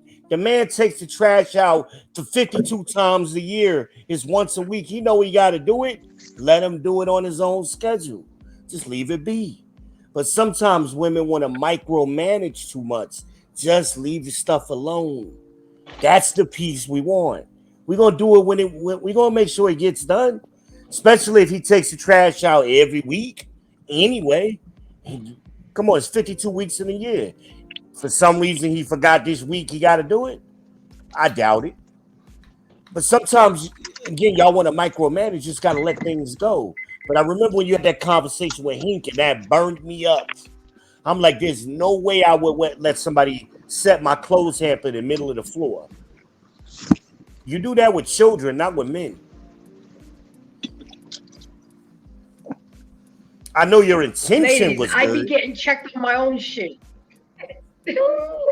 And I tried to come on the show that day. I don't get upset. I tried to come on the show that day. I just want to let the ladies know that even though even though this is Embrace the Grace, I have to be open, and that's one of the golden rules. You have to be open-minded to learn. He's absolutely right. But you see his approach. Do you want to listen or do you want to learn? What did I do? I shut the fuck up and I'm listening. But y'all want to argue and y'all want to keep combative. I am trying to learn as well too, because I'm not perfect. But I would rather go with Truth's way. Like the gentleman that I'm seeing now, he let me know his playbook. This is what I expect. These are my expectations. I don't expect shenanigans. I don't like drama. I need you to be positive. And I drive the car better when I have my GPS on and I know what I'm going and where I have to do. Now, as time goes by and I observe his behavior, yes, Israel, that's where your thought process comes in. I should know better. I should know that my man likes this. I should know that when he comes home from work, he wants a cold Heineken and have ESPN on and let him decompress for an hour and leave him alone. But women, and you're right, and I'm going to put myself out there. I just displayed it. I'm trying to learn from men, and I went ahead and rebutted him, and he had to check me, and that's okay. But he did it respectfully. It's when y'all yell and come out your character. I'm just going to use the restroom real quick. You're solid. An issue. And us men, we do it too. Okay, we observe women. We learn our women. I mean, I saw my grandfather was trained so well, it was ridiculous. I mean, and my grandmother's thing was her kitchen. You don't do nothing in this kitchen. I run this particular area of the house. And my grandfather knew how my grandmother wanted something. He didn't have to ask her 24/7. He knew over time what certain things that she wanted. Us men do it. We know what kind of ice cream our women like. We know what kind of soap she wants us to buy. You know, we know what kind of towels. You know, we learn this stuff from observation, you know, and just practice over time. You know, we pay attention to y'all. we know how y'all like us to get our Mitty's girl haircuts. knows what Gatorade flavor he likes. Yeah, we don't get our haircuts because we like it. We get it cut because y'all like it. I get my hair cut because I like it. Man, whatever. You know, you be thinking about that girl in the mirror. You be like, man, she don't like me today. I'm already married. She gonna get what she gonna. Hey, I got a funny joke for all of y'all. Y'all gonna laugh at this. This is a little bit off topic, a little icebreaker. Y'all know y'all grandmama ain't had no drawers under that nightgown, right? I don't want to think about that. Grandma knew what Grandpa liked. That is not the visual we want, is Hey, it? but look, Definitely not. they stayed together 6 years. He's probably spitting facts as many times as they tell stories about him taking her on the cold floor. Mm-hmm. He probably had easy access. And you better not go in that room if the door was closed. Woo. Don't even knock on the door. You know, I will say this to the peace thing on the women's side. If they do need advice, right now, if you are one of the women who are literally trying to make a real conscious effort to be married, to learn how to cater to a man and serve one the entire life, understand that women have forgot how to be women of service. Marriage is about service. It's not about anything else. Yep. You have to serve. We have lived through 30 years of R&B music telling you that the man is supposed to do something for you. And what I really got to tell you is that what you forgot about is the nature of men and our benevolence. When we are served, if you don't even believe in God, let me just tell you this. When a man, we live in a gynocentric society, which is why we're failing. When we live in a male-centric society where women live to serve their men, men always reciprocate. The smart women, the women that get men, the women that serve them well, the women that are married, the women that want to stay married, the women that want to have their kids be modeled after their father and the stuff that he teaches, understand, if I serve him and I dedicate a certain amount of my time and my space and my brain and my energy to serving him, how much better can he serve this entire family? And when men serve the family, the woman is always good. It is when you want him to serve you that the family fails. I want to tell y'all something that y'all may not agree with, but I'm gonna say it anyway. Every man on earth who has ever tried to make his woman happy has failed. Can't do it. It is not our job to make or keep you happy. It's not possible. When we are on our purpose, when we serve the family, when we make sure the bills are taken care of and serve in the capacity in which we are able, we always overserve. We always go one more hour. We always ask for a raise. We always do what is best for the family because you gave us purpose through your obedience. And today, women are disobedient. I was talking to a young sister the other day, and that's church. That's church. We got into a conversation about submission. And I told y'all, right? Women, like they get triggered by certain words. So I phrased it to her another way, like the brother just said. I said to her, what are you willing and eager to do for the man you say you want? She couldn't answer me. I said, that's why you need to figure it out. You need to figure out what you're willing to do eagerly for that man that you want. Can I tap in real quick? Just briefly, to what Trigger Mike was saying. Bravo, sir. All right, so look, right. I personally definitely agree with what you're saying as far as it's something about like women don't realize truly, like when KS was talking about the power in their femininity. And when your woman is truly like down for you and you see like, what? You willing to be right here? While I get this together, like, and not even like get your life together, but just, you know, whatever you all are building towards. Man, women don't realize how much they give us drive. I'm trying to like, why you think like, for example, on TV shows, I want y'all to think about it real quick. On TV shows, what is the depiction of the guy always after he breaks up with his girlfriend? Afterwards, his buddies go by, he on the couch, he ain't shaved, you know, he ain't cleaned up his place, everything.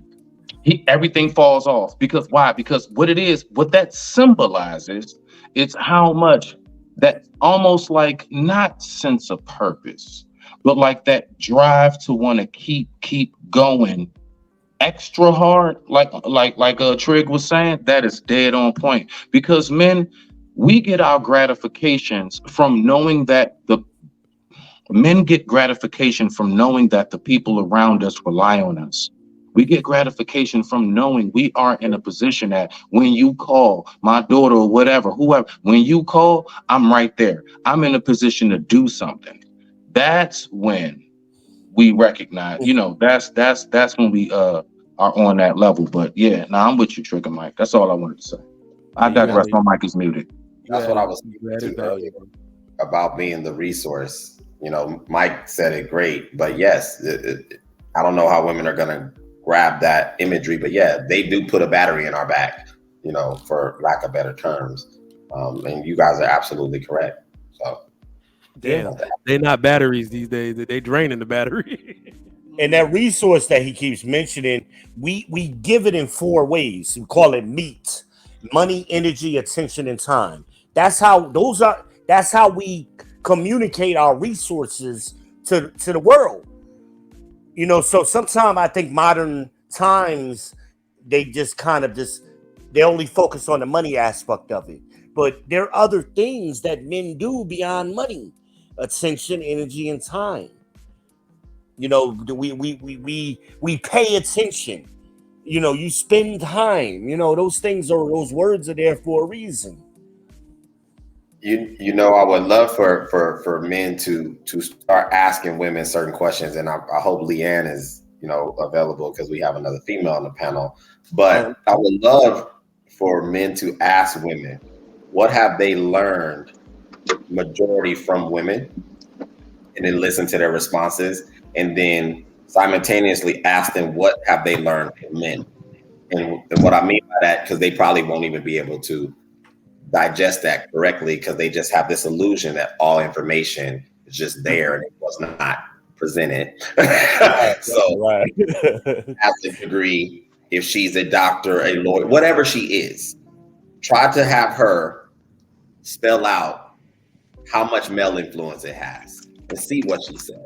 Just for an experience, social experiment. It's something that tickles me. My mic is muted. Hey, Grace, you already know. Nah, go ahead, V. I was just going to say briefly, you already know if you ask them that question, brother, what that's going to turn into. So like, what have you learned from men? They're going to turn that into an insult. Well, I'll tell you what I've learned from men. I learned not to trust them. They all dogs. And you know what I'm saying? And whole time missing the whole question. They will turn that into an insult because they don't know how to answer. I promise you. Bet 50.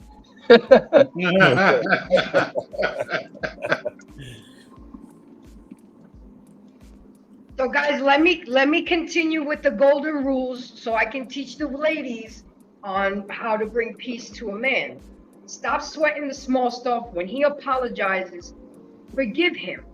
Stop bringing up old shit and stay to the lecture at hand. If we're arguing about the trash, don't bring up about the socks that happened 2 weeks ago.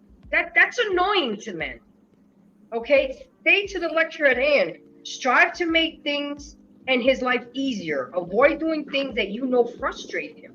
Us women love to push a man's buttons, and that's not cool. It really isn't, because you don't know what kind of day he had at work. You don't know what he had to do with at work, and now he's gonna come home to you pushing his buttons. If it's not conducive to his environment, it's not going to be peaceful, and that's not being peaceful to your man. Another one that's really big for men, and it's even more, and I was surprised when I read this, gentlemen, it's even set up higher than sex. Respect.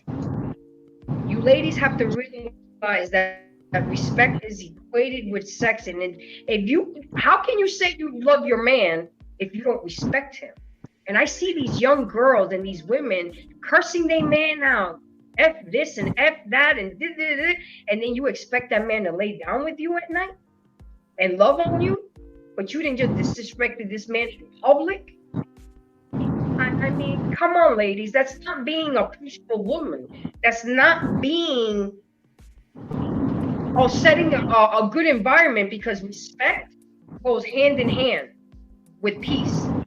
Hey, we picking up that's somebody's another background one. noise. Compliment him.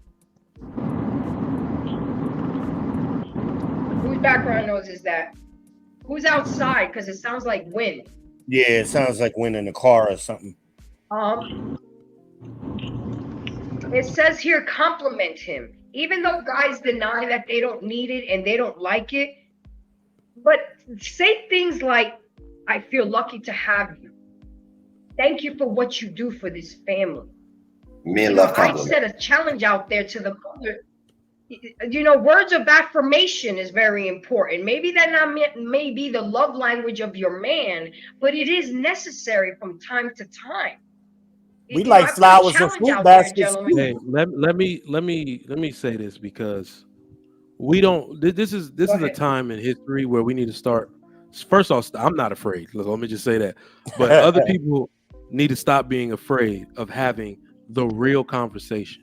Every time a conversation gets hurtful, we tend to gaslight. I always say have the real conversation. Exactly. So what I want to say to what Grace is saying right now, is that what we call you? Is it Grace? Do we call you Grace? Yeah. If there's another Grace on the panel, then it goes to Embrace and then Grace. But right now, I'm the only Grace on the panel, so yes, this is good. All right, bet. So, damn, what was I gonna say? The real conversation. Stop being we have to stop being afraid to let women know exactly when men start to slip away. If you don't, ask the average man when the last time you heard, I feel so lucky to have you. I feel so glad I'm with you. Ask a man the last time he heard something like that. Most men will tell you they've never heard anything. 20 years, I never heard it, not once. From a woman. That's sad. And the weirdest part about that is because women, we live in such a gynocentric society in which the women believe the man is supposed to be serving her, which is backwards, by the way. Which is backwards. Yes. You serve me. I serve our purpose. I serve the Lord. I serve our family. You serve me. But because you think I'm supposed to turn around and serve you, we got it backwards. And I want to tell you exactly when your man will start to slip away from you. And it's almost the easiest thing to do, because when another woman wants your man, what does she do? She uses all the stuff you've never told him to snatch him right from up under you. And I know you're gonna go into all. If anybody who hear this, but men not supposed to be cheating. But men, it all applies. We don't care. Let's have the real conversation. You know what? Do you have the real conversation? Exactly. How a man's mind will slip and start to prefer that woman, how he can get close to her and start developing an emotional relationship, is because she is saying the things you never said or don't say enough. A man's spirit craves that type of praise. Wow. Everybody will want to be drawn closer to that ladies person. Because getting it from the horse's mouth. Okay?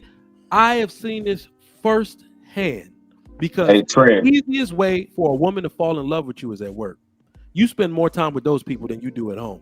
Absolutely. And I'm telling you, right, the first time a girl was just like, good God Almighty, you just a black. This lady, like I literally was like, please, Lord, stop. She was over my shoulder, like, a black man at that? You just hear, you're so intelligent.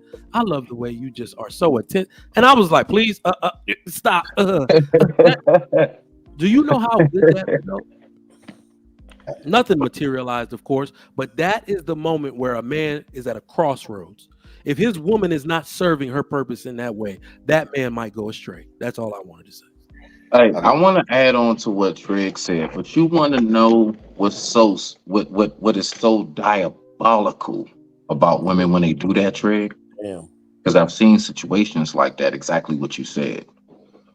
Women, a lot of times, especially if they find you as like their homegirl's man attractive, or you seem like something, they'll do all of that for one reason only, just to see if they match up with their homegirl. Yep. They want to see. So whole time they don't even really want you. So you, man, how many of dudes at the end of the day, Cheryl might not have been giving you those compliments how you want, but Cheryl is still here. Now, Cheryl's girlfriend, Keisha or whatever, she don't really want you. She just want to know, do I still, because they've always been competing since middle school, high school, all of that. You see what I'm saying? So they will go through, so Keisha will go through all that trouble just to get you and mess up everything just so she can have that stripe of saying, B, I still add up.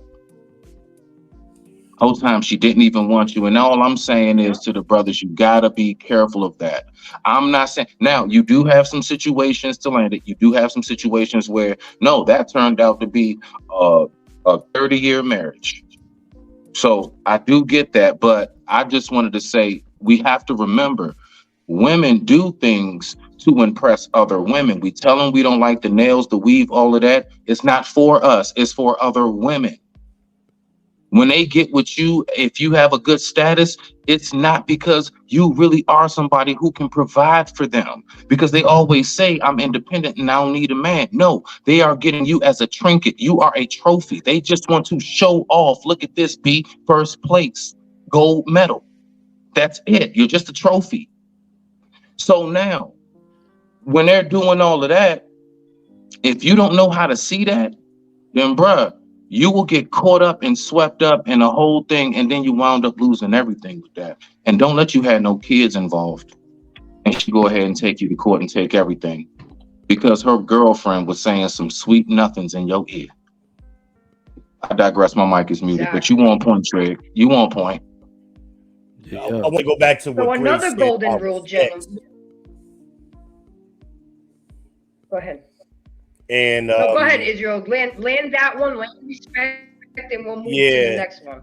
When you said the thing about respect, and it made me think about the movie Not Easily Broken, right?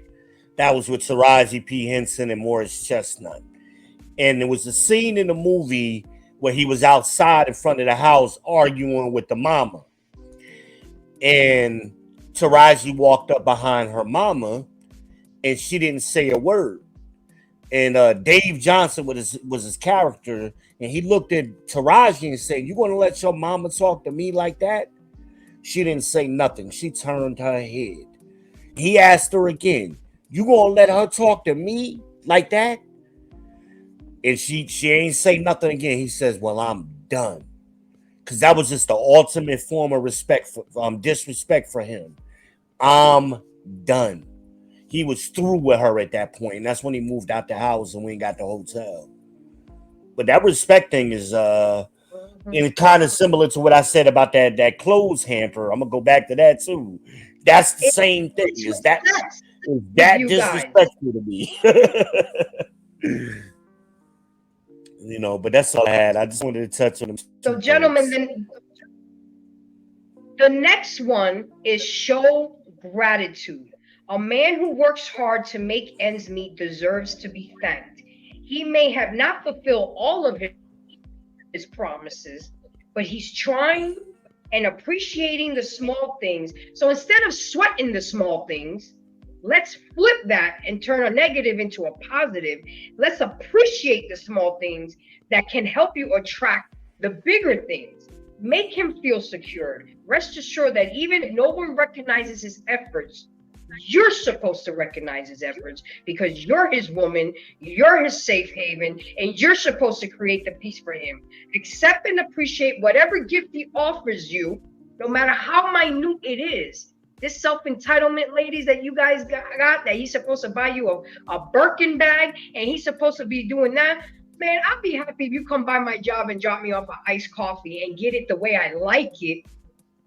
I'm happy with that. I'm a happy camper with that because that let me know that you went and got my coffee. You thought of me enough to get it, to come to my job and got it right. We're just too much into this materialistic thing. And unfortunately, social media has really ruined. I mean, I remember when a man used to bring flowers to a woman and that was enough. So now they want $200-300 dinners. You want You want to order shit that you can't even pronounce, you ain't never had before, and you have to realize it's on the fucking side of the menu. I mean, come on, ladies. I mean, we got to keep it right. I mean, look, guys. I know how I can relate to y'all and the things that I can say sometimes. I've heard y'all in the barbershops. I've heard y'all talking at football games, in the pool hall. I hang out with y'all. I know how y'all move. I don't know everything, just like Israel just displayed to me. You know what I'm saying? He put it down, and I'm okay with that. Another thing that we need to start doing more, but I'm going to have a little pushback on this one, and I need y'all gentlemen to help me with this.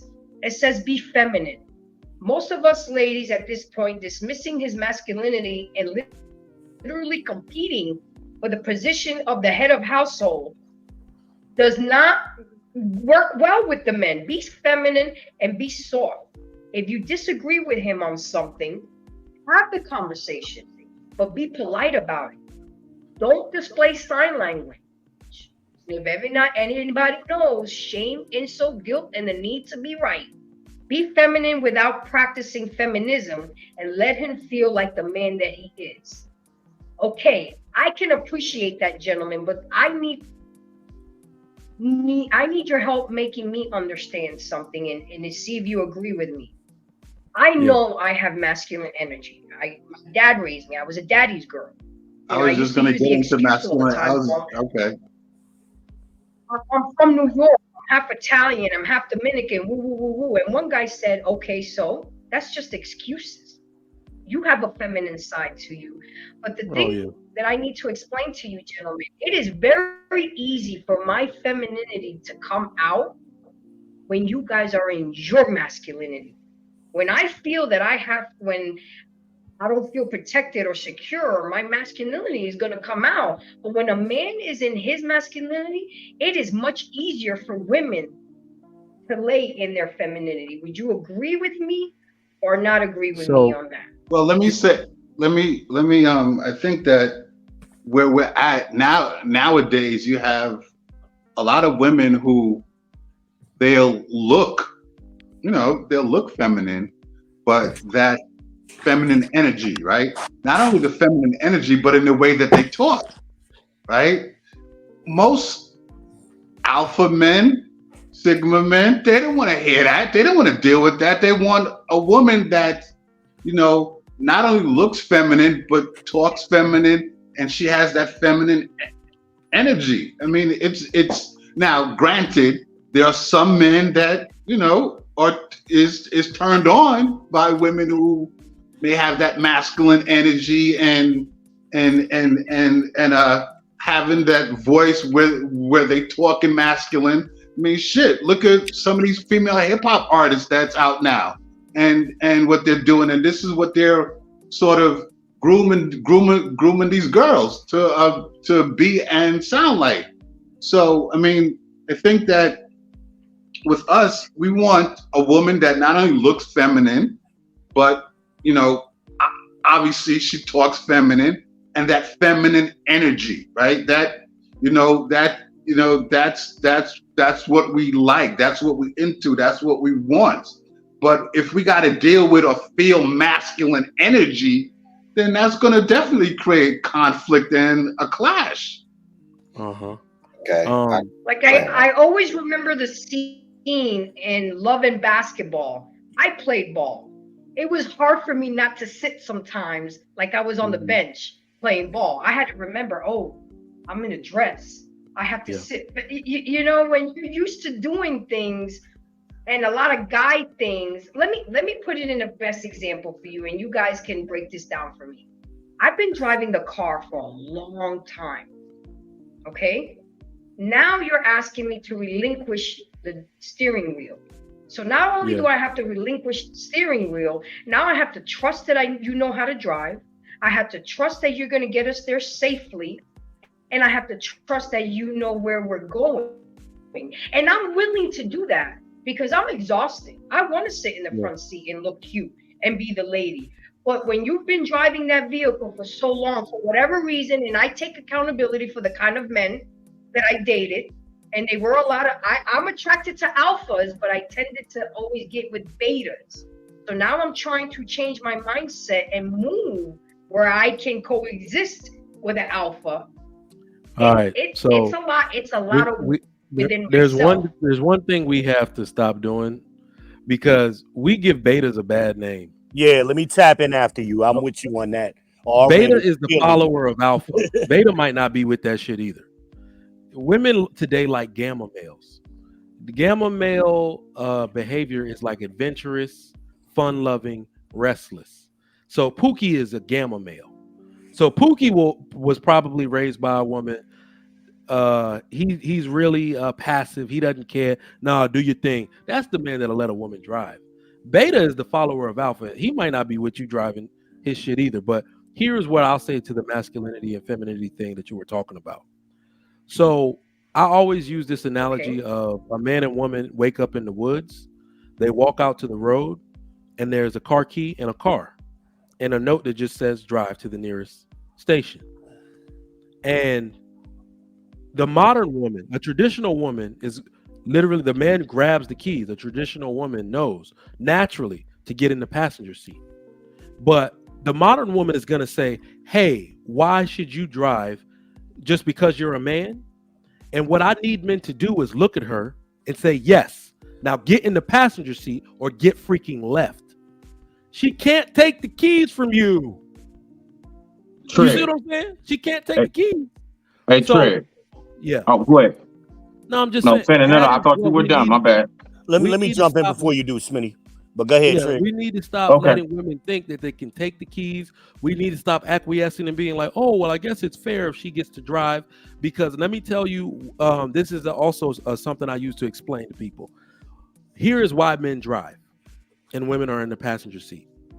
If my wife is driving while me and our children are in the car, and God forbid something happens and our children perish, do you think people are going to say, damn, that's crazy, she hurt those kids? No, the first question they're going to ask is, why he wasn't driving? Exactly. Yep. You have to be smart enough to know that's what the world expects from you. Tell her to sit her ass down in that passenger seat. As you see what I'm saying? That is her role for life. When you are present, unless you are injured, you drive. Because you know it's just a vigilance thing. It's an awareness thing. This is what the world expects from us. She is out of place if she's driving you around and you are in the passenger seat. Metaphorically, of course, but to that point about femininity and masculinity, I think what happens now is that when women say what you said, Grace, where it's like you need us to be masculine so you can be feminine, I'd like to make the point that practice makes habit. And especially from being from the East Coast, especially like New York chicks, oh my God, a lot of them are so masculine. Oh yeah. And the man got nothing to do with it. The man has nothing to do with it. And a lot of people think that somebody must be acting this like a bad follower because they have a bad leader, and that is no longer true. Bad followers make it hard for good leaders. So if I'm being in my masculine frame the way I'm supposed to, but still getting and exercising logic, exercising thought and practicality, but I'm still getting second guessed because my woman is not feminine and wants to jockey for position all the time, then she's just not a good follower. It does not mean I'm not a good leader. And I think we've gone into a time where society has has created consequences for men imposing their masculinity on women. So much so that it makes the woman simply out of being conniving, just poke, second guess, get him off his square. Well, why do you got to do that? Asking questions so much, second guessing him so much to the point where he starts to second guess himself. So I need women to understand that we can absolutely be creatures of bad. You could be a bad follower. You can absolutely be so unfeminine, and that you've practiced it for so long that you will give the most masculine, the most stoic, the most cooperative, loving man issues in your relationship simply because you forgot how to remain in your feminine frame. My mic is muted. So I'm gonna tap in real quick, and then I think Smitty was coming right after me, y'all. Oh, okay, go ahead. My bad. Go ahead. He's rubbing his hands, so I know he got some hot shit going too in his head. But listen, let me break this alpha beta shit down, okay? Most men are betas. and we're betas at different times. This is what women don't determine who is an alpha. Most of the time, y'all don't even know, because it's something that men do organically, because we separate ourselves into a hierarchy. So if us group of men right now, if we were in person, one of us will become the alpha. I don't know who it is, but one of us naturally and organically would be that alpha, the leader of the group. It doesn't mean we're less of a man. We're still all masculine men. It's just one is the leader at that particular time. So if you got 10 men, one is the leader. If you got 100 men, one is the leader. It doesn't mean, I think we kind of use beta and simp, as synonyms, and they're not. Because you could actually have an alpha that becomes a simp at a different time. Another conversation. But women oftentimes they think a man is alpha because he's masculine, and us men will hear that same man and go, he ain't alpha. There's no way he's alpha. And it's not a disrespectful thing, it's just he is or he isn't. Competitiveness is one of the key things an alpha has. An alpha, one way you could tell a man is an alpha or not an alpha is he thinks he's better than other men. He wants to be better. He's competitive. He wants to be the best on his job. He wants to be the best at whatever he does. That's a natural sign of a leader. A beta man doesn't care. They'll say things like, ain't no man better than me. We all equal. That's not an alpha. That is not an alpha. Alphas don't think they're equal to anybody. They think they're better. Sigmas are like that too. But we're all betas to some degree, depending on the group that we're within. So I think we use that alpha term and beta term. It really only applies to groups of men. And sometimes I think women get confused by that. And that's why they wind up with Pookie and Ray Ray, because they think because Pookie is aggressive or he's behaving in a certain way, he must be alpha. No, not at all. Actually, the alpha dude is usually the quiet dude in the group. He's not the loudest one. Unfortunately, that's just the way it works. I hope that makes sense. I Good see the evening. fellas nodding their heads. I was talking to Grace when I asked that. Nah, you good. Nah, I was waiting because I wanted to tap. I wanted to Yeah, go ask ahead, Trick a Smitty. I'm question. sorry, I'm done. Nah, you good, bro. You good. You good. It's all respect. Um. So look, right. All right. So very briefly, I wrote this down to what you were saying, V, as far as like the alphas. Now, you're on point with that, but I think we got to remember to just simplify it for folks. It's not a whole bunch with the whole alpha thing. Alpha means first. So when you got the pack of wolves, that alpha, it's simply the one that's in the front. It's The just leader. the first, the leader. Yeah. Right, exactly. So now, when we know that alpha just simply means leader, then we know it has nothing to do with being all like barbaric. Because Right. alpha, right? It's gotten a bad stigma. Like oh, you an alpha male. That means you like on that red pill, misogynistic, and you Right. think They you're put other things all on. of that. Yeah. Overbearing, and it only means first. That's it. All right. So if I'm first, follow my lead. I'm gonna make sure we get to where we gotta go. I'm gonna make sure we hump where we gotta hump, whatever it is. All right. Achilles To is move a on. good example of that, right? Achilles, not to jump in. Let me jump in real quick, Smitty. I'm sorry. Achilles, if you ever Okay. watched the movie Troy, right? Mm-hmm. Achilles was a leader when it came to his group, his soldiers that were directly under him. But when it came to the king, he wasn't the alpha to the king. He was a Right. sigma when it compared to when he got to the king. Because him and the Okay. king used to battle all the time, but he didn't want to lead the kingdom. So Achilles didn't want to lead everybody. He just wanted to do his thing and go home. So he was a sigma when it really came down to it. He So wasn't let me get to this leader of point. Let all me get men. to this Go ahead. point briefly. So, So, okay, brother hold on, Trig, if you're gentlemen. there, Time out. Time out. it's okay. Go ahead. You We got gotta it, Grace. bring It's your show, Leanne in. baby. She's been sitting quietly and patiently. Oh, Uh, okay. Bring her in. Let me bring her in, and then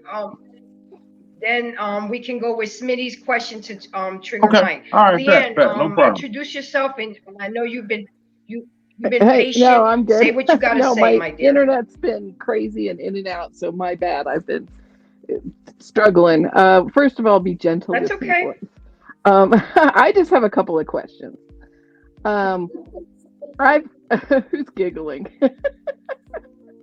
I have not yet met a man who didn't think he was 100% qualified to be followed and lead, do all the things that you guys are talking about. And I'm not in a position to question anybody's validity or who you are and how you guys walk through the world. So that's not what I'm trying to say. But, you were saying that the women are going to come back and they're going to start bashing on men. And I hear descriptions that Grace is talking about women do this and women do that. I don't fit any of those descriptions from my personal perspective, which is the only real one that I can speak from.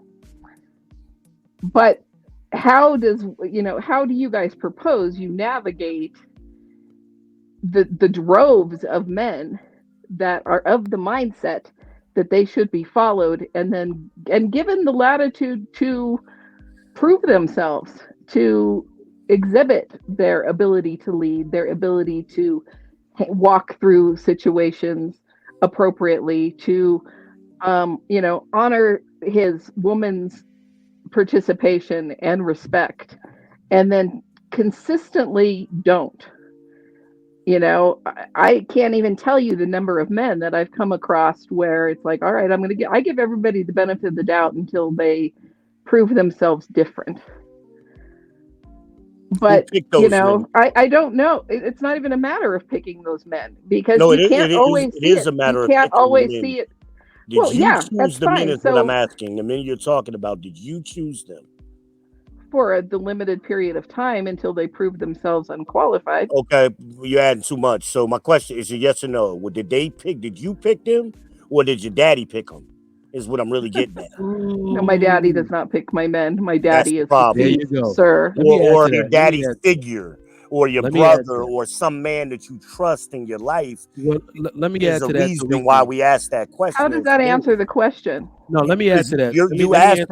Hold on. She asked, "How do you decide?" You don't. Other men decide who's the leader. Men, and as I said earlier, women don't typically do a good job of doing that themselves. So throughout history, men typically pick your husband for you or presented you with a selection of men you should choose from. Absolutely. Well, can I respond really briefly? Can I quick? After you, Trey, go ahead, bro. After so, Leanne, I do have an answer to that question. So, in a way, you're right. Okay, so the interesting part is that women don't care about the parameters that have been set historically for how they're supposed to choose or not choose men, but how they're supposed to find a mate. Women no longer care. So a large part of this actually falls on them. I will tell you, every man, it's actually only ever been a select group of men who were eligible and worthy to have their bloodline continue. Do you agree? Yes. Exactly. So women, especially women who know how to practice hypergamy, are supposed to say, at the very least, let me make sure this man is capable of providing for the seed and myself that he might impregnate me with. Yeah. Women don't even have that type of self-worth anymore to make sure those parameters are met. So I understand what you mean when you say, oh, well, all men aren't worthy to be followed. I would agree. It has never been but a select group of men who look up to another group of men who are able and functional and productive enough to be afforded the right and the gift of having their bloodline continue. But because women have a bad habit of procreating with the lowest ranking member of the group, just like Israel said, when you choose for yourself, y'all make the worst decisions women have ever made. Do you think that's more men's fault or women's fault? I think it's a little bit of an oversimplification. I would say women. I hear what you're saying. I'm just wondering if you guys really understand the volume of men that are out there that We wanted to ask Like you. it really is. I mean, I'm not trying to be provocative and I'm not trying to be blamey. I'm trying to have a legit conversation and learn, and I'm listening. We follow you. But like, Oh, let's like not pretend like there's a structure of men surrounding women choosing partners for Can I them. There's a can whole I shitload of respond men out briefly, there please? who think that they're great and they're Well, not. unfortunately, when they measure up Real with quick. other men, Vin, then Vin, Vin, that's when Vin, they Vin. find out they're not. Let me respond real quick. Um, what the brothers are saying so far, sister, that is very much so a real thing. See, the thing is this, right? You as a woman, you don't know how to really truly gauge. See, our sight is different, truly. Like the way we see, like the way we outlook on life is different than yours. We know how to peep and see certain things.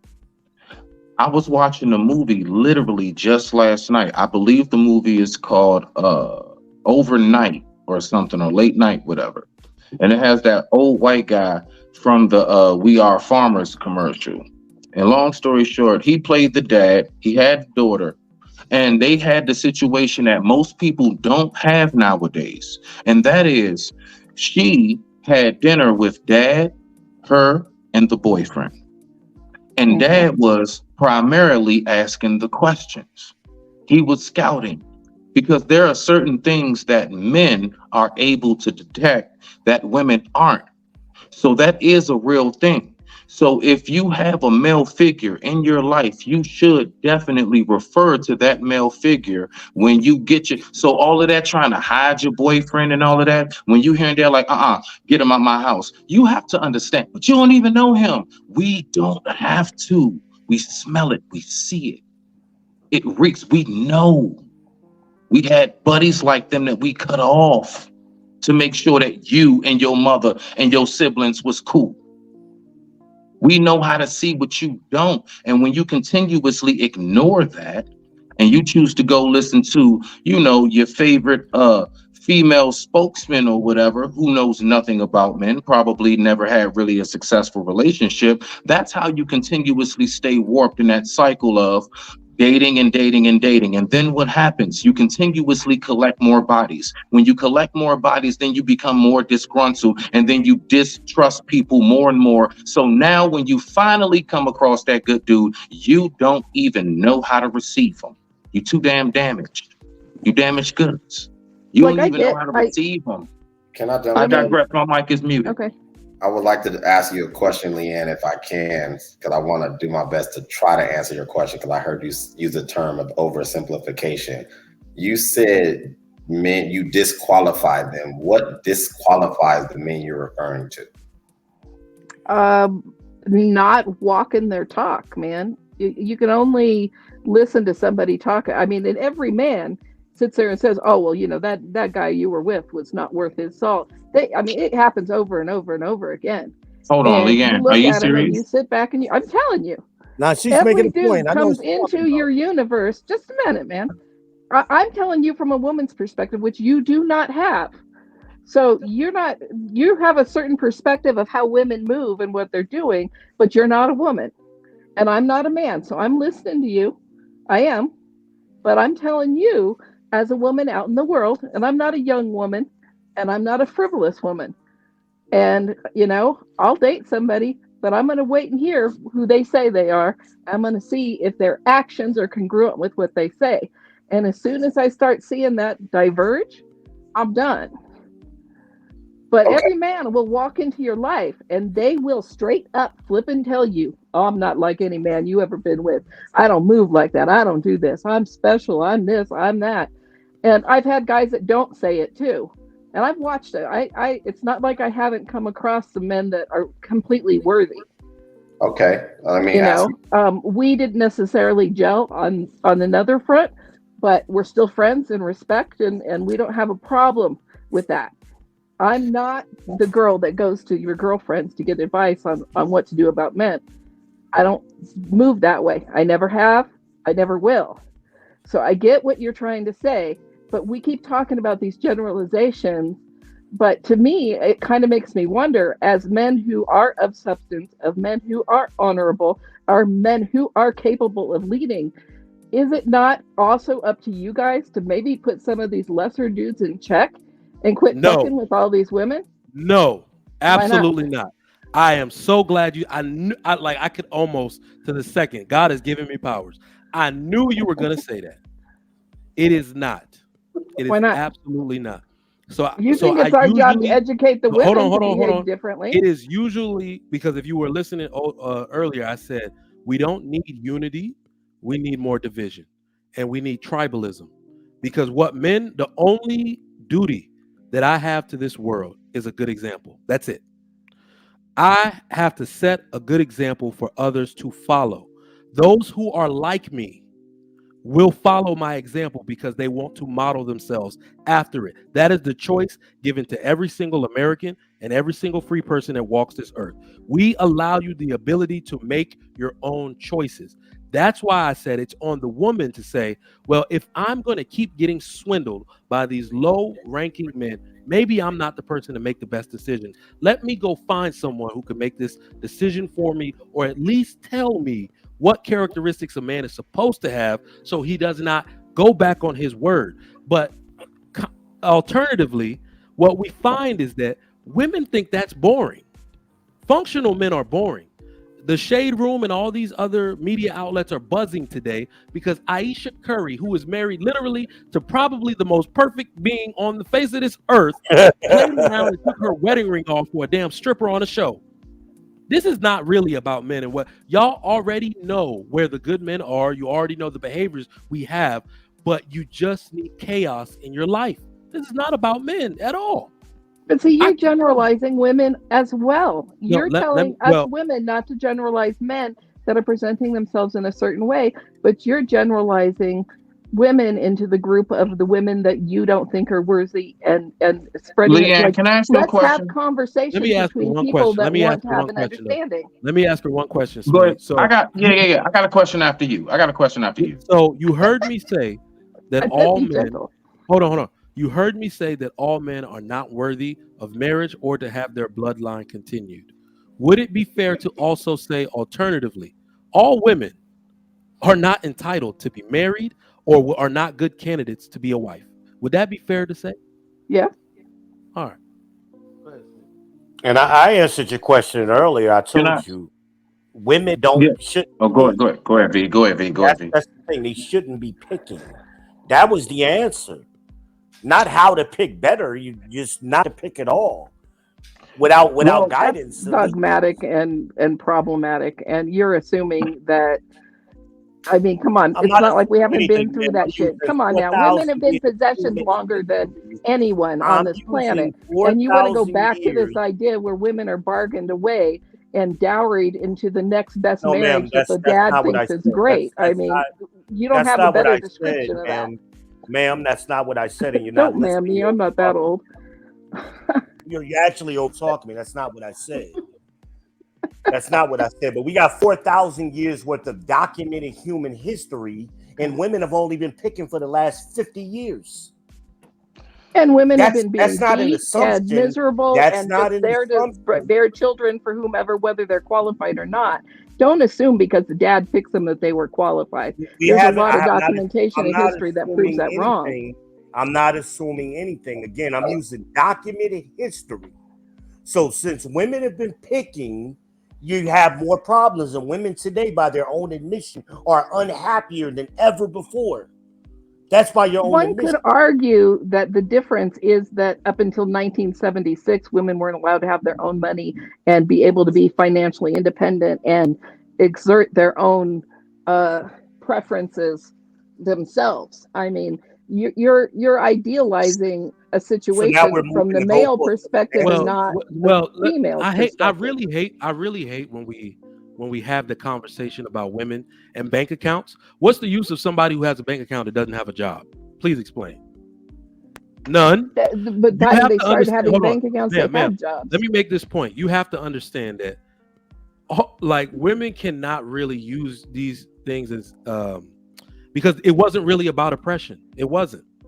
Literally It was about everybody, ownership. like everybody was suffering. Women got rights right along black men. So how is it about Actually, women's after. oppression?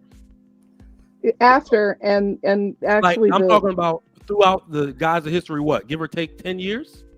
no, it's not like that. Black men got the right to vote before women got the right to vote. That's an entirely different conversation. What I'm trying to talk about, I mean, there needs to be Yeah, you're the doing the math in ability your to. head, and you know that ain't math. And that's what you like. Golly, boy. Yeah, let me ask you a No, question. no, wait, please. Can I, real quick? I just want to ask her this. So briefly, because I won't be long at all. And brother True, take it away, bro. Take it away. So Leanne, and honest question. Um, you know what, like whatever hobbies or what you're into and what type of lifestyle you like to live, right? Hmm. Okay, all right.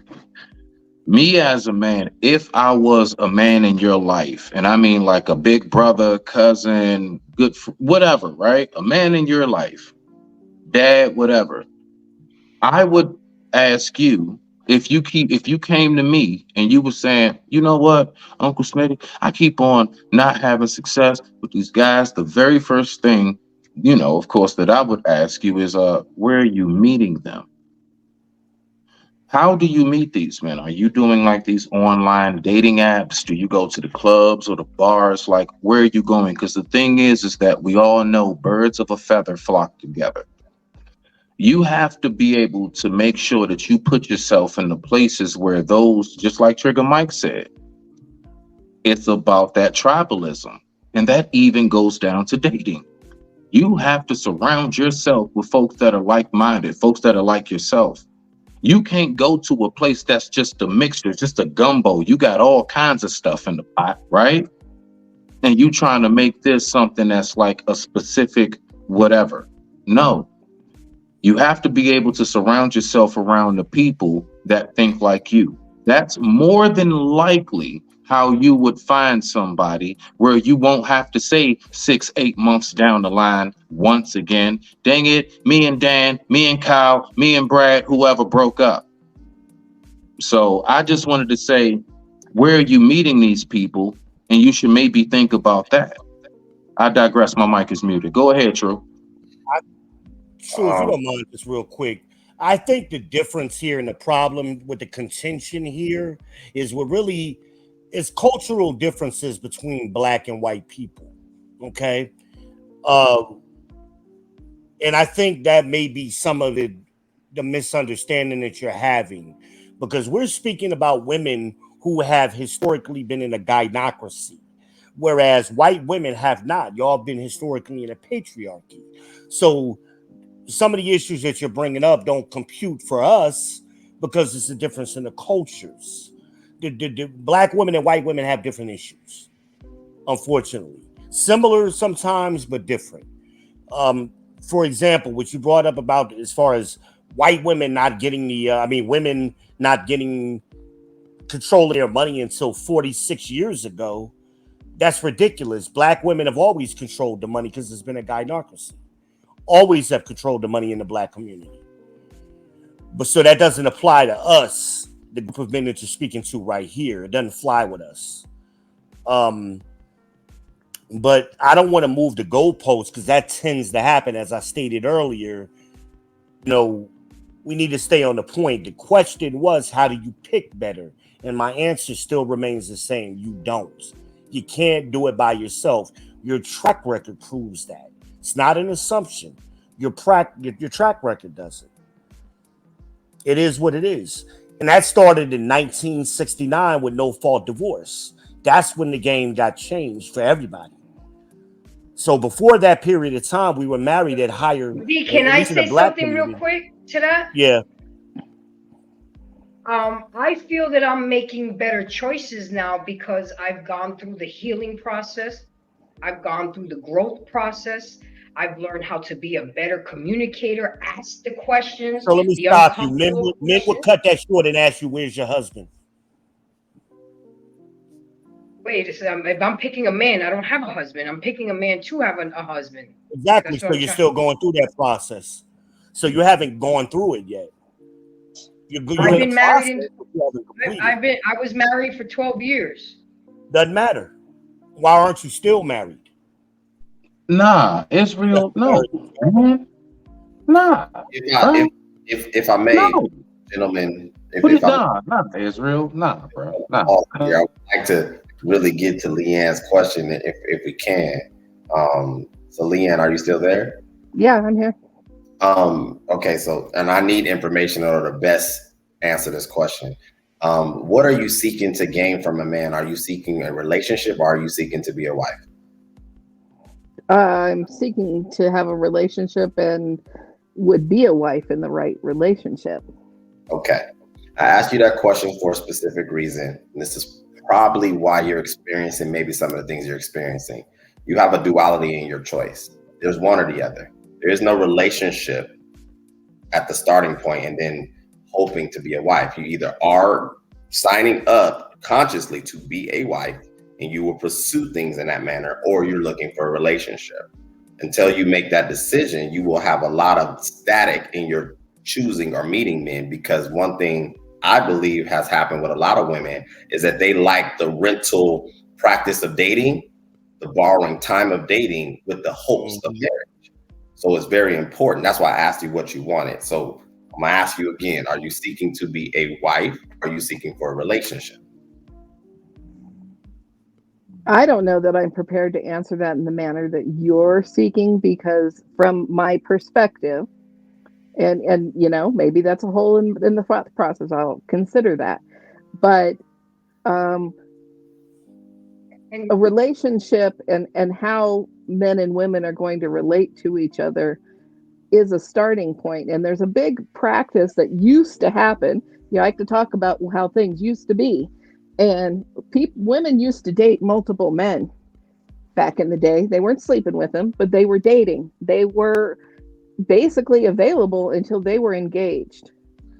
And that meant the men that everything from the 1950s back is how that would go. Hold on. You used the wrong word. You said dating. It's courting.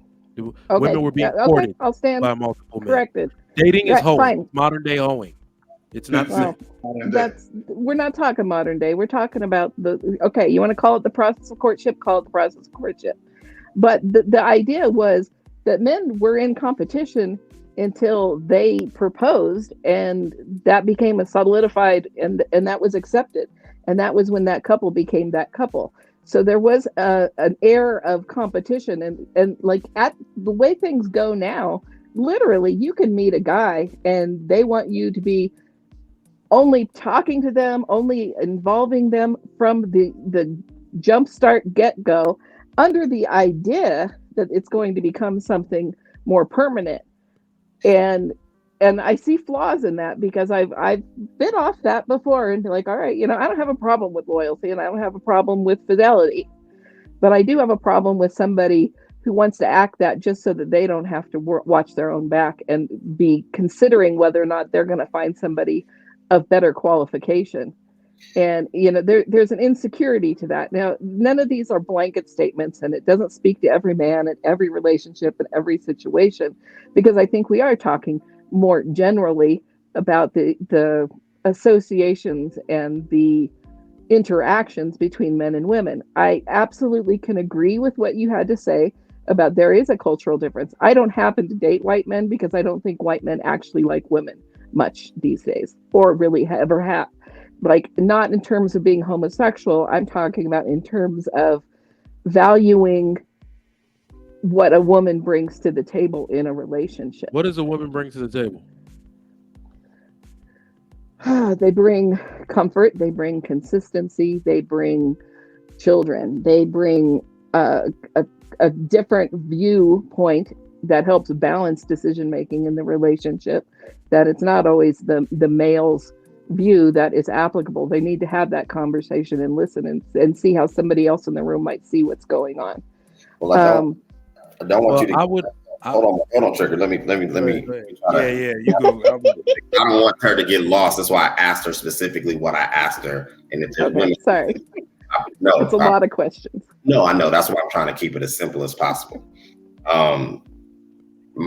In my opinion, and the thousands of women I've discussed this particular topic with, you have to decide first, in my opinion, Leanne, what it's going to look like for you. Based on what I've heard from you thus far, this is just my interpretation.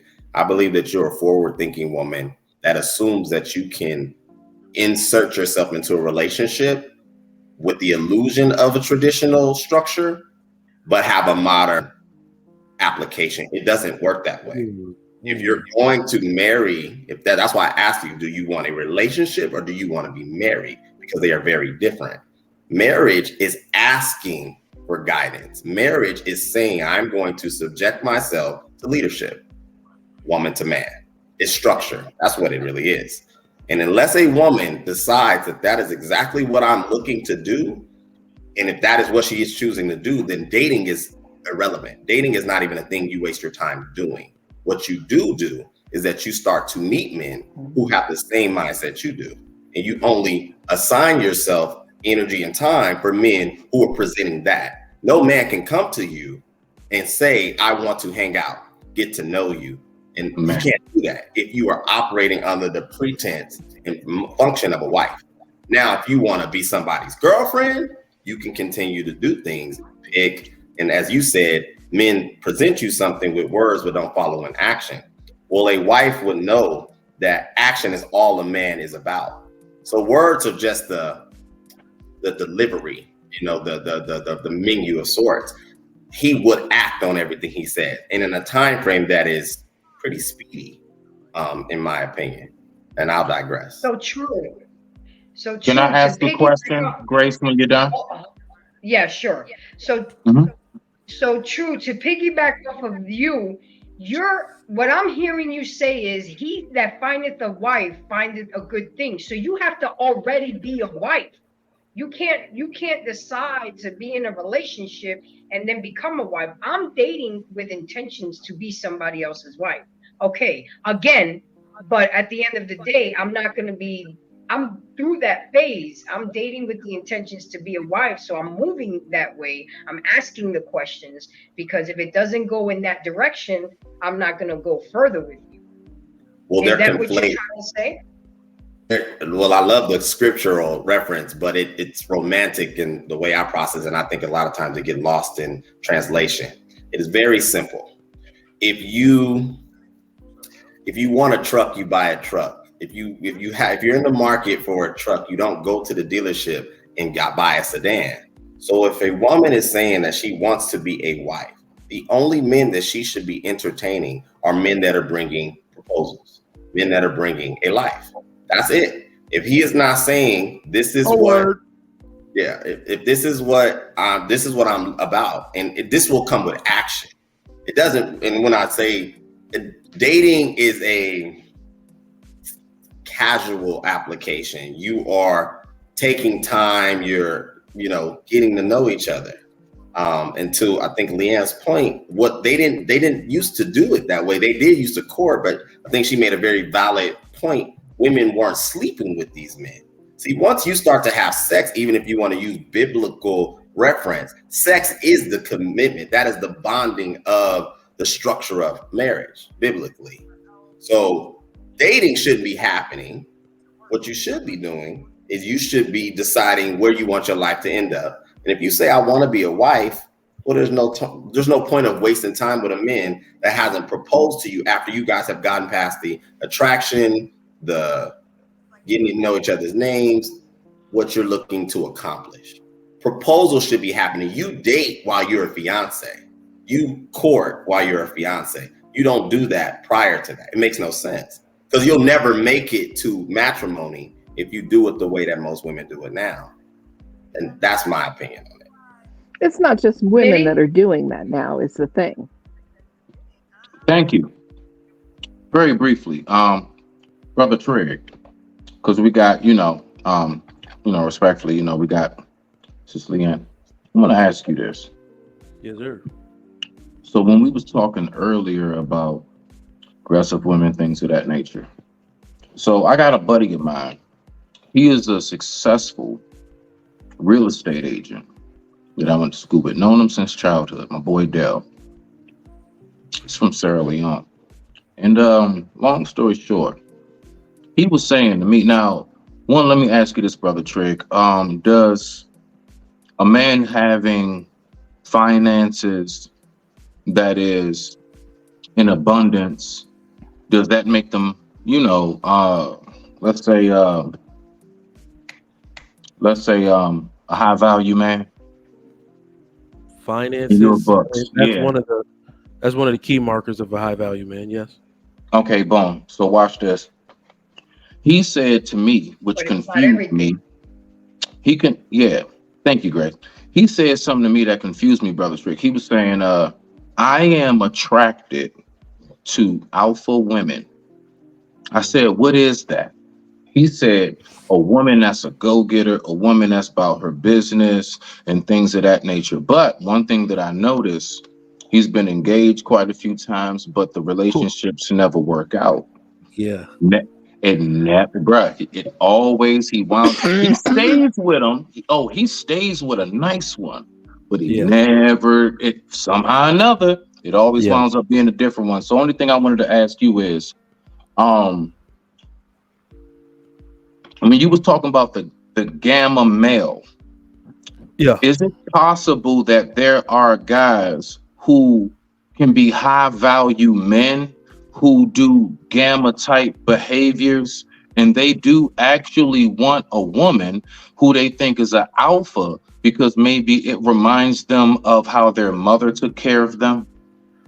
Absolutely. I mean, there's so much to unpack there, though. Well, So what Same it really Go is ahead, take it away. also, Take it away.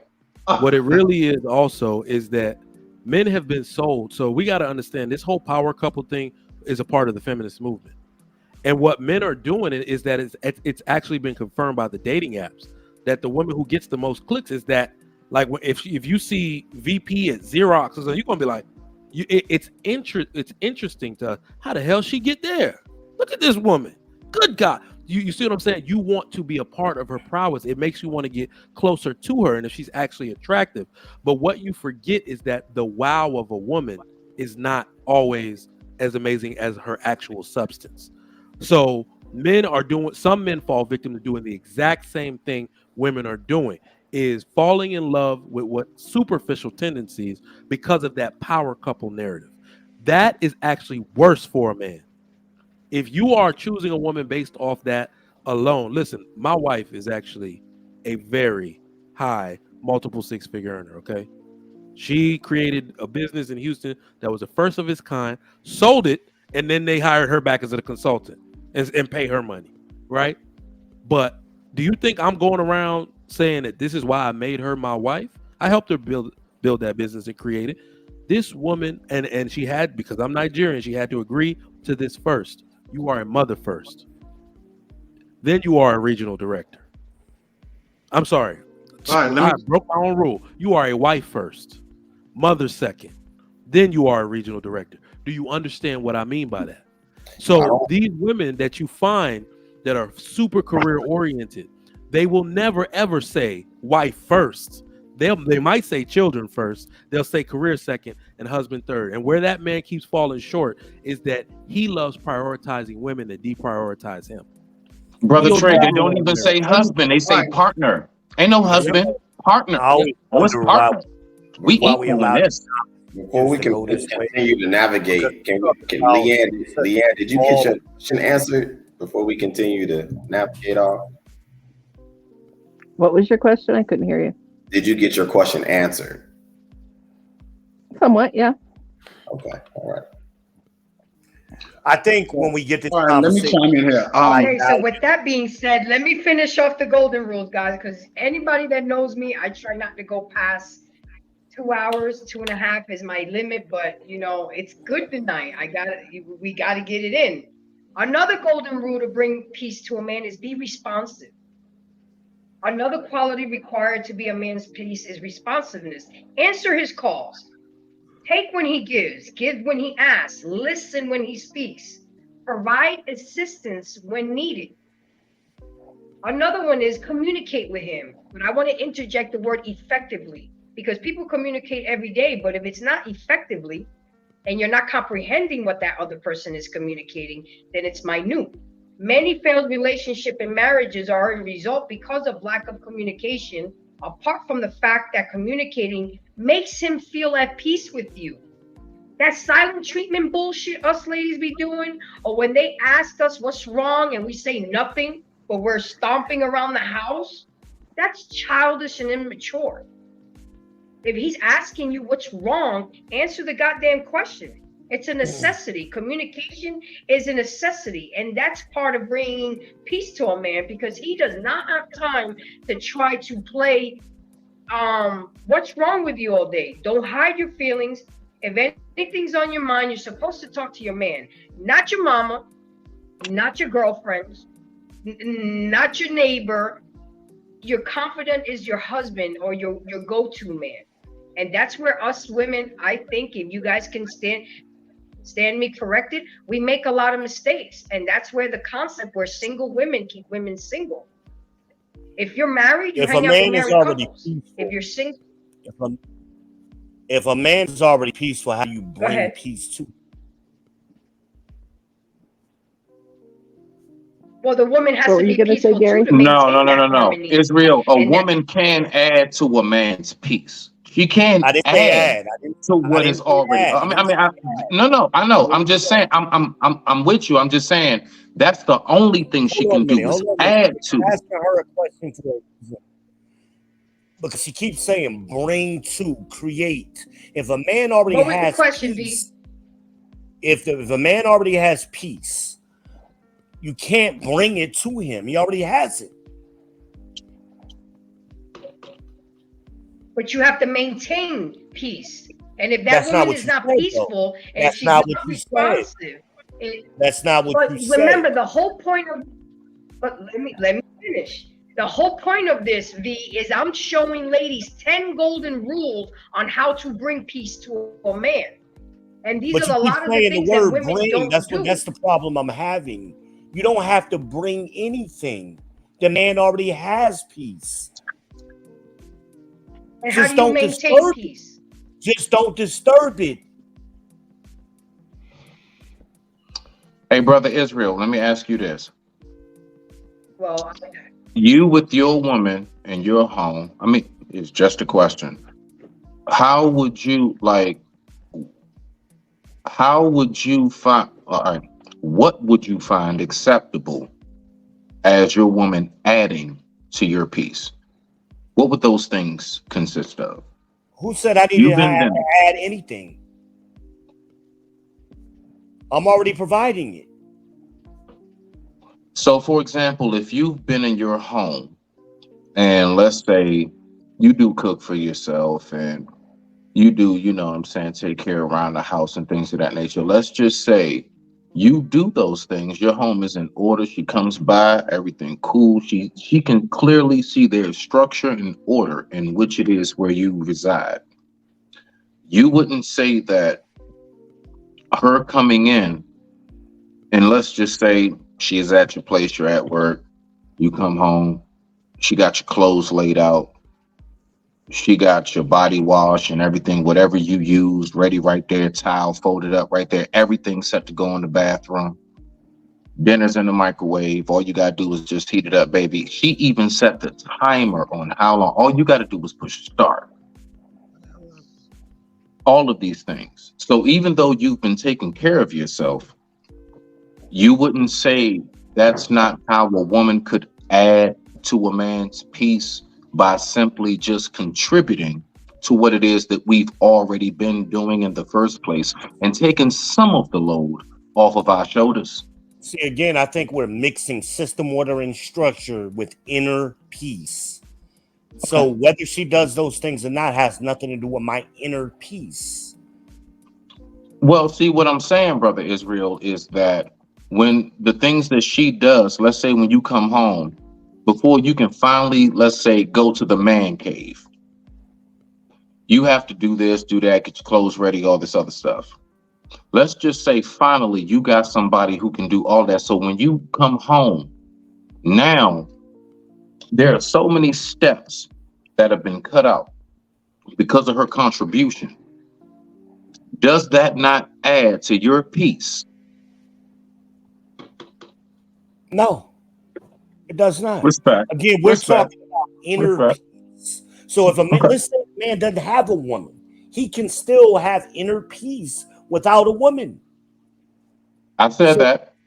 yeah, so what are we talking about here? I mean, we're No, talking about I inner said peace. that, You brother. really can't do anything if the man's way he gets inner peace is by thinking to himself. He doesn't need the woman to interfere in that process. It's like again, we can't. Okay. So you would say that a woman who comes into your life and she cooks you dinner, she starts doing your laundry, she lays your clothes out for you, she gets your lunch ready for work in the morning. I mean, I'm talking about like whatever you need. I'm talking about even down to when you come home, she'll even sneak out to the driveway, look at the tank, run the car around the corner to the gas station and fill the tank up to make sure. You can Like, explain it so 100 a different ways. woman who comes in, hold on, let me just land it and just respond. I'm gonna give it to you, brother, I promise. So You what you're keep saying is repeating a woman yourself. who comes into your life and does things to enhance your peace is considered a burden or something? Is No, that what I'm I hearing? did not say that. I didn't say one way or the other. Your inner peace is your choice. It's your thing. Just like You happy. said that she's disrupting it by No, cooking and I laying your did not clothes say out. that. I did not say that. I said instead of her trying to bring him peace, don't disrupt his peace. He already has it. He already has his peace. What you're But talking about is I you're got talking you. I got you. No. I you're respect your talking about a position and system. how, I You're mean, listen, talking listen. Everybody's different, bro. Everything you're don't work the talking same for about everybody. you're I get talking that. about systems, order, and structure. That's not inner peace. A man can have SOS and not have inner peace. We're talking about his inner peace. That's just the same thing me and Trigger talked about earlier. You can't make somebody else happy. That's up to them. They have to I choose don't to be I happy. don't I don't think anything implied was making you happy or anything. All I said was, now remember, the very first thing I said is you already have all these things. You're already established in this. You do have peace. No, Inner, outer. you're Maybe the assuming real those question is things that you're doing what does is a woman bring to his life? I'm That's saying all. those things have nothing to do with his inner peace. Those are separate things. Those are separate things. And a woman can't Okay. bring a man peace. Just don't Respect. interrupt his peace. All right. All right. No. His Okay. peace may be going outside shooting hoops by himself to clear his Mm-hmm. mind.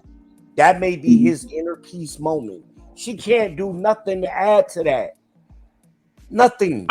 No disagreement there. I mean, like really, like, because I'm that type. Like I said earlier, like You go in your when I room. say I'm going to my Yeah, office, yeah. literally don't But do I'm not just nothing. talking about inner peace, guys.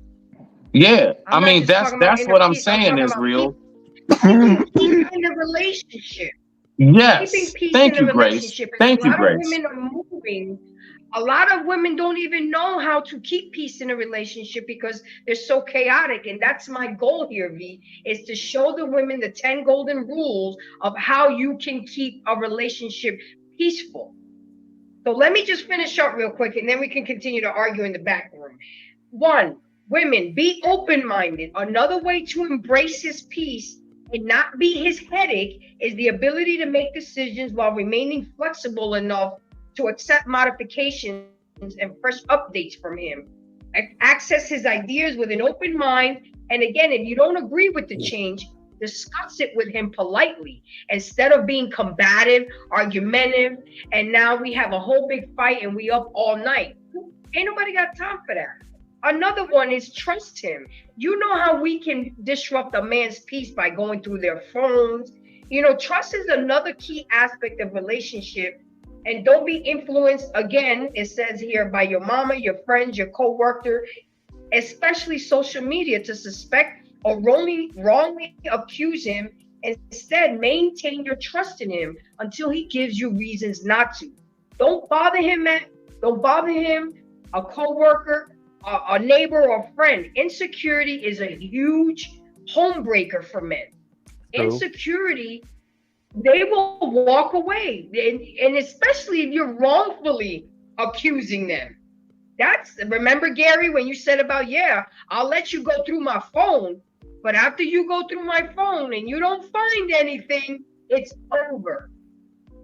Remember that conversation, Gary, when we had Absolutely, that show? absolutely. Well, yeah, Hold on, you said yeah, you'll let her go through your phone? yeah. Here's You the thing. tripping. Here's the You thing. tripping, Yeah, bro. No, but no, once no. she Hold goes on, hold through on, your hold on, hold on. You never, Bro, no, it's not about if it's nothing in it. I just opened It's the not no, no, about no, that. no. No. Here, so What? listen.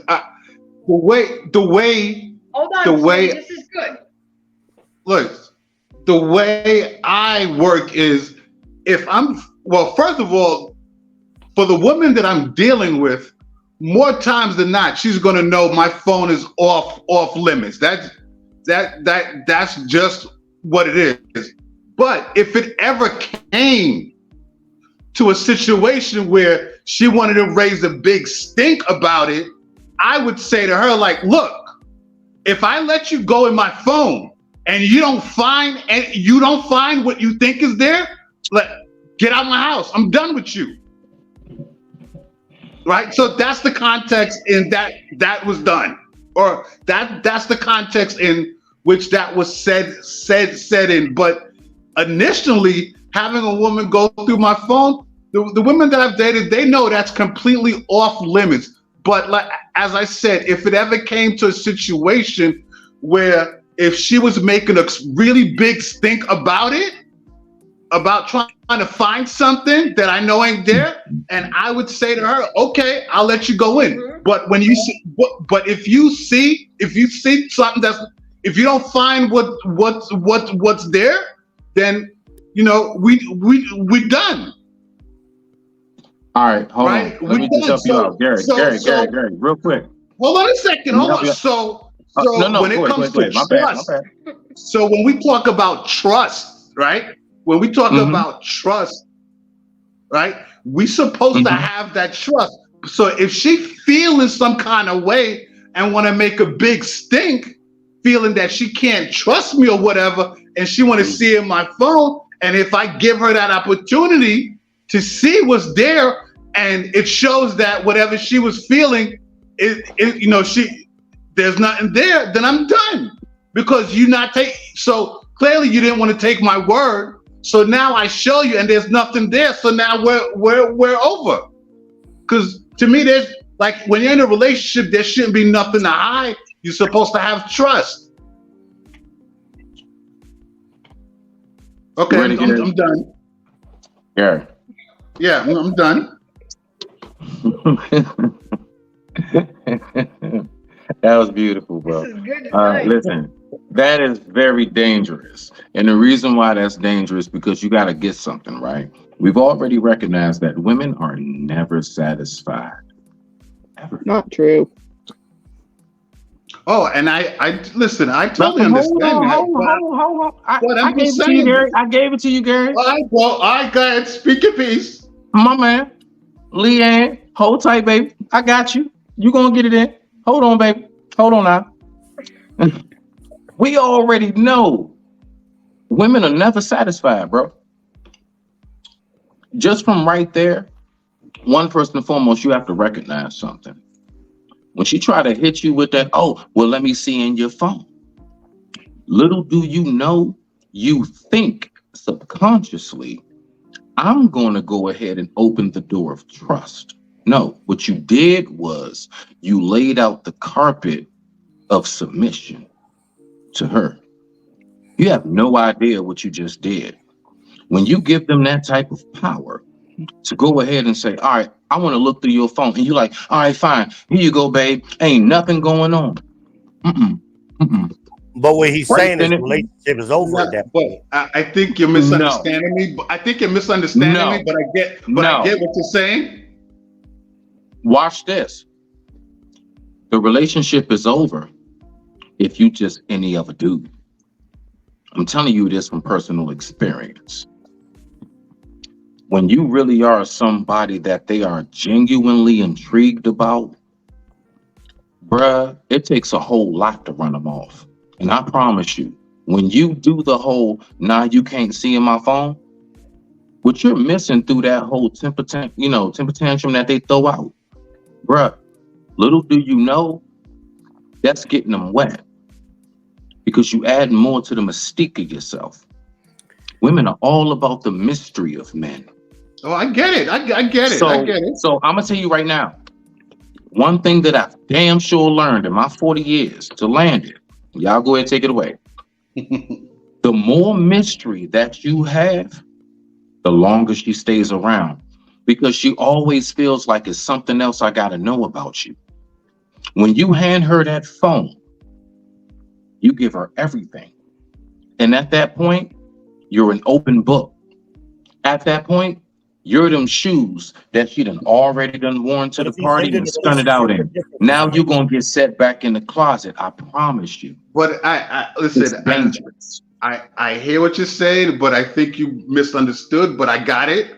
I think. See, I understood. You said you handed the phone over to her and you let her look through it. That's all I needed to understand. If she agreed that the relationship would be over.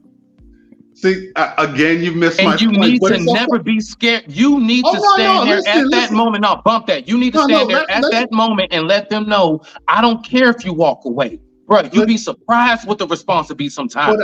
You got to stand on something. Oh, of course. Listen, you don't fold to that because she said, I'm going to go. She know that that's what you probably going to do. It's bend and fold because you're going to say, oh, yeah, I'm going to take this kitty away. You need to let her know that kitty can be replaced. It's over. Yeah, he's ending the relationship, not her. Bro, listen. It was never, it was never a case where I just handed my phone over like that. I think what you're missing my point is, if it came to a point where I let her see if she's throwing a big stink, right, about something that is not there, and I've already told her, like, look, there's nothing there, nothing for you to worry about, blah, blah, blah. And she wants to keep pushing the issue and making a big stink. And for me, and if I said, well, okay, look, if I let you see that there's nothing there, understand, if there's not, if you don't see what you think is there, then we're done. It's over, right? So that's that. You can't get it back anyway. Listen, all right. That right there, that method, some dudes, okay. That method, yeah, I can understand what you're saying. Like, look, you got an option right now. If you look through it, excuse me, sorry about that. If you look through it, all right, then we over. But my whole thing is, I'm gonna be real with you, bro. I don't know. I just kind of stand on, you're not looking through my phone, period. Matter of fact, the best that I would do if I watch this. If I was to do what you do, Gary, I would be like this. All right, bet. Hold on. Then let's do this. Let's trade phones. Give me yours. Go to your DMs. Now you're being submissive. No. Listen to no. You missing it, bro. What I'm saying is that you got to play the head game with them. Sometimes with women, you can't see. It's not about really wanting to. Whole time you don't give a shit about that. That's not really the goal. The goal is to get them to see through action how it looks when you ask them type of questions when you do that. So I bet you asking me that. Well, okay, can I see your phone? No, exactly. I think the only issue I have. That's all I'm saying. Listen, okay, let's. I'm trying to hear Grace. Go ahead, Grace. Isn't it just easier to just have the hard conversation and be like, yo, who is this person that you're talking to or seems to be taking up a lot of your time? Why do I have to look through his phone? Should I not be comfortable enough to be like, hey, Smitty, I see that this number popping up a lot and you seem to be talking a lot with this person. What's the deal? Who are they to you? What's going on? Is that not okay? That's okay, Grace. But the thing is, that's okay, Grace. Briefly, V, go ahead and tap in because I'm gonna be real short. That's okay, Grace. The only thing is that once I tell you, that's just business. Or once I just go ahead and show you, like, look, no, I'm actually purchasing this. I'm doing that. Blah blah blah blah blah. It just so happens to be a female that I'm doing this business transaction with, but all of this is legit. Because because me, I mean, I'm just speaking for myself. I know me. The only other reason why I would be speaking to a woman of any form of fashion, if it's, like a nurse or some kind of a doctor's appointment, some kind of like business, whatever it is. And it just so happens to be a woman that I have to go through this business transaction with. Now, once I show you that, just like Gary said, then it's, I don't want to hear a whole bunch of lip after that. Okay, now I need you to fall back and give me my silence. That's when we get to the point of just let this man process some thoughts. That's all. You up. That's all. Respect. Go ahead, V. Go ahead. True was up. I just think the only issue I have with that, and I think we're saying things that can work in tandem. Grace made a valid point. Smitty, you made a valid point. Gary even made a valid point. I think the issue I have personally with that is that if that's a boundary for you, and it sounds like it is for Gary, and it is definitely for me, if that is a boundary for that man, whoever that man is, then that man needs not compromise on that boundary. What you do is you're now showcasing to this woman that your boundaries are really not to be respected because you're willing to succumb to the pressure of her satisfaction. And 9 times out of 10, that satisfaction is houses insecurity. So if I'm doing my job correctly as the man, she should be very aware of my boundary. And if that's one of them, then under no circumstances should I have to trade a phone or now meet you at your emotional level, because if that was something that you were suffering with, I would hope that I can aid in your growth. A lot of times that's debris from history and things of that nature. If I'm giving you no reason not to trust my word through a multitude of showcasing my manhood, this should be no different. It's my boundary, sweetie. I don't care who you are. That's brother true. Right. Well, see, look, for the most part, I don't play that phone. I don't play that phone stuff. And Grace and I have spoken about that.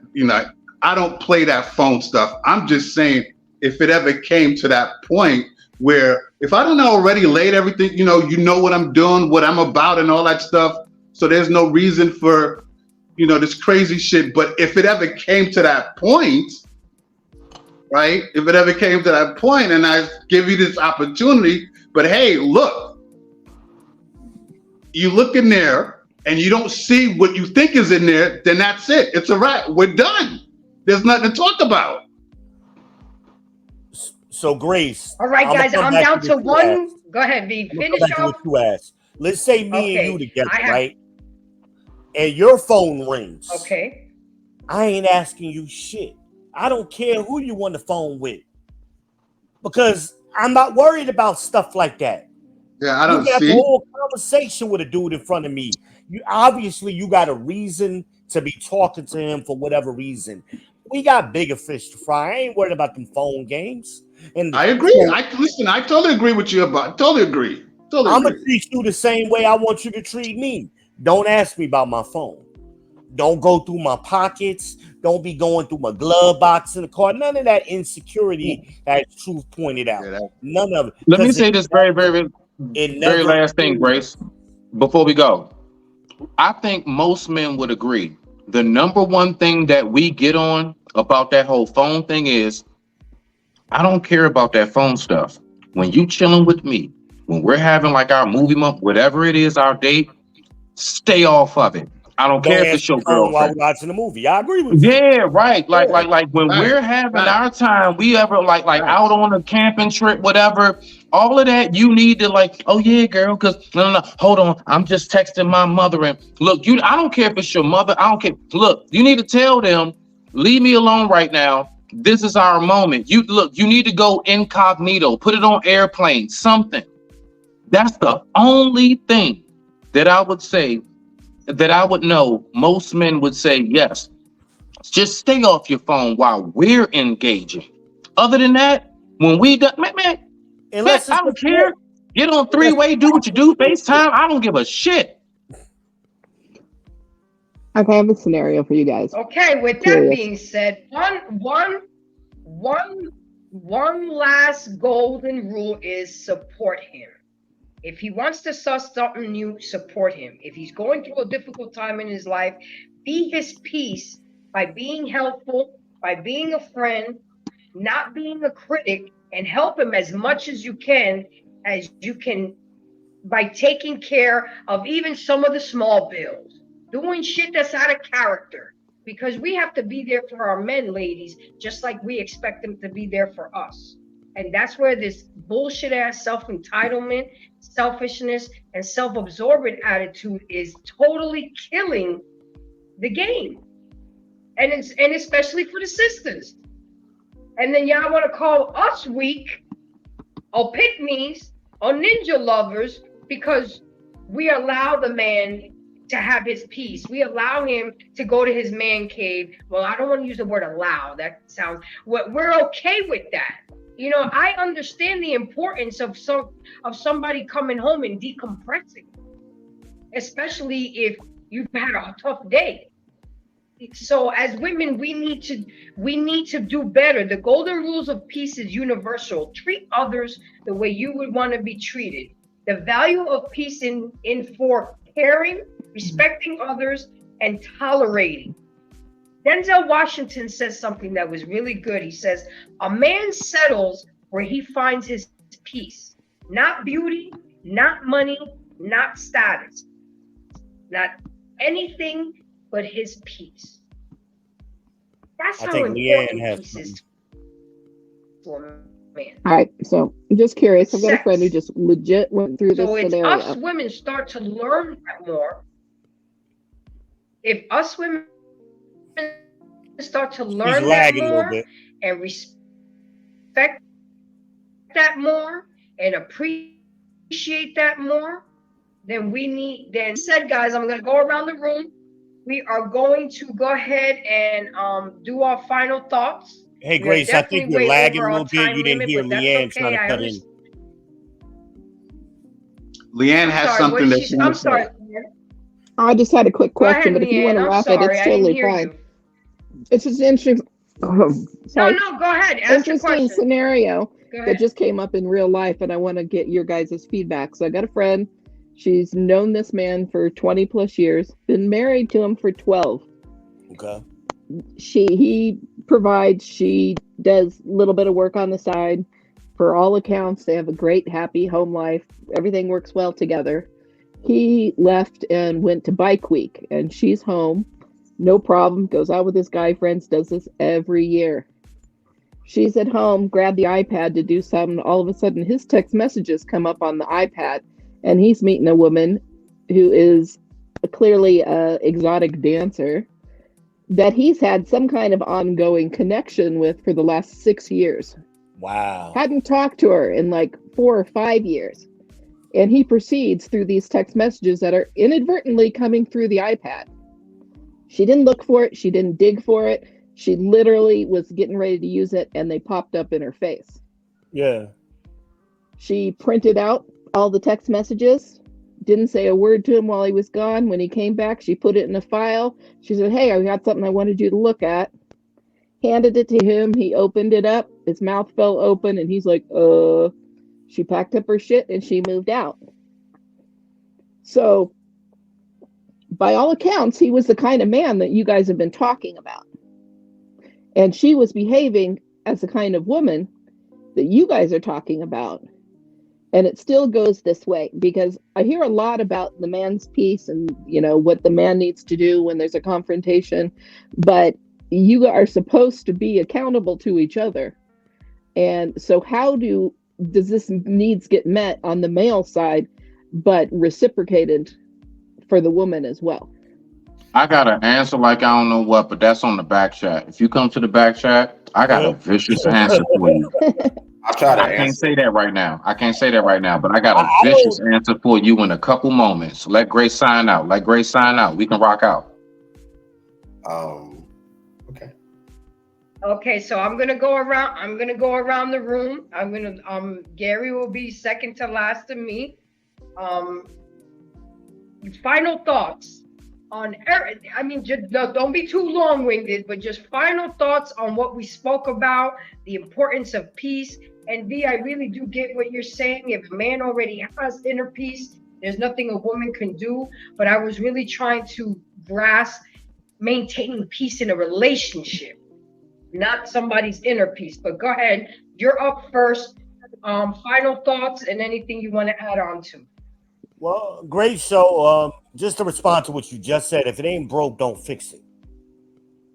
You know, I think sometimes people try to fix things or tinker with things that ain't broke. It's working fine. Leave it alone. But great show tonight, and I really appreciate you allowing the conversation to flow organically. I think, you know, some of us went long-winded. We all did at times, but it was great conversation. So, and I think we're getting better, you know. It was good. It was a very good flow tonight. I mean, everybody was flowing together. I mean, that's what happens in conversation sometimes. So it was good. It was good conversation. I think we lost Trigger Mike early, didn't we? Or is Mike still here? Well, he had to go because he's on the Lapeef network right now. Because I'm watching him right now. So the fact that he even came through, I'm honored. So which means I'm getting noticed. People are taking me seriously. And I'm pretty damn proud of myself. Earlier, right? I will. And you guys, I want to thank you guys too, because y'all are A1ers. You know, yes, Trigger Mike was big time here tonight, but y'all my A1ers. I'll take 3 A1ers over one big, you know what I'm saying? Because he came through, but that doesn't mean he's gonna come through every week like you guys do. Yeah. I mean, I just follow those links that I sent. Those are good. I will. Yeah, those guys really help give you some of that background stuff you're asking for. Okay, I will. True. Once again, I always hit you up at the last minute, but I do try to tag you when I do my preview videos. You just don't see them sometimes. I guess it's because we're in different time zones. But go ahead, give me final thoughts on the conversation and anything you feel you need to add to. No, great show. I'm gonna definitely second what Israel said. I'm always just grateful to be a part of it and be on a panel with such like-minded, brilliant men as well as women. So I appreciate that. You may have to do a follow-up to this, Grace, because it seems like there's so many facets of trying to create peace, and Israel touched on the inner peace, and I definitely understood what you were saying. But great show. I'm ready for the next one. I see that you're doing the dual streaming, right?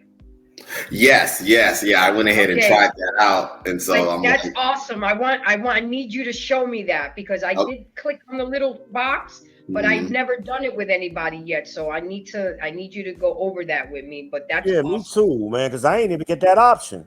Oh, okay. Yeah, it's right at the top right corner, you know. So you just click it. But yeah, we could definitely figure that out. But yes, a great show. Leanne, I think she added an element to the panel, and I appreciate interacting with her. Grace, you said something earlier, and I want to unpack that. So maybe next show. You said, how does a woman who exemplifies masculinity learn how to operate in her femininity? And we never really got to really unpack it. We went different directions. Right, we can make it a show. I'll bring it up as a topic. We actually have that down as a show. Okay. Yeah. Okay. We actually that's an upcoming show. Okay, I'm definitely looking forward to that. But thank you for having me. You guys can find me on all major platforms. Gary, I got your request on Instagram, so thank you for that. And again, thank you. Mitty, awesome tonight. What are your final thoughts? Great show. It was lit. Let's get to the back chat so I can answer questions. Okay, Leanne, what are your final thoughts?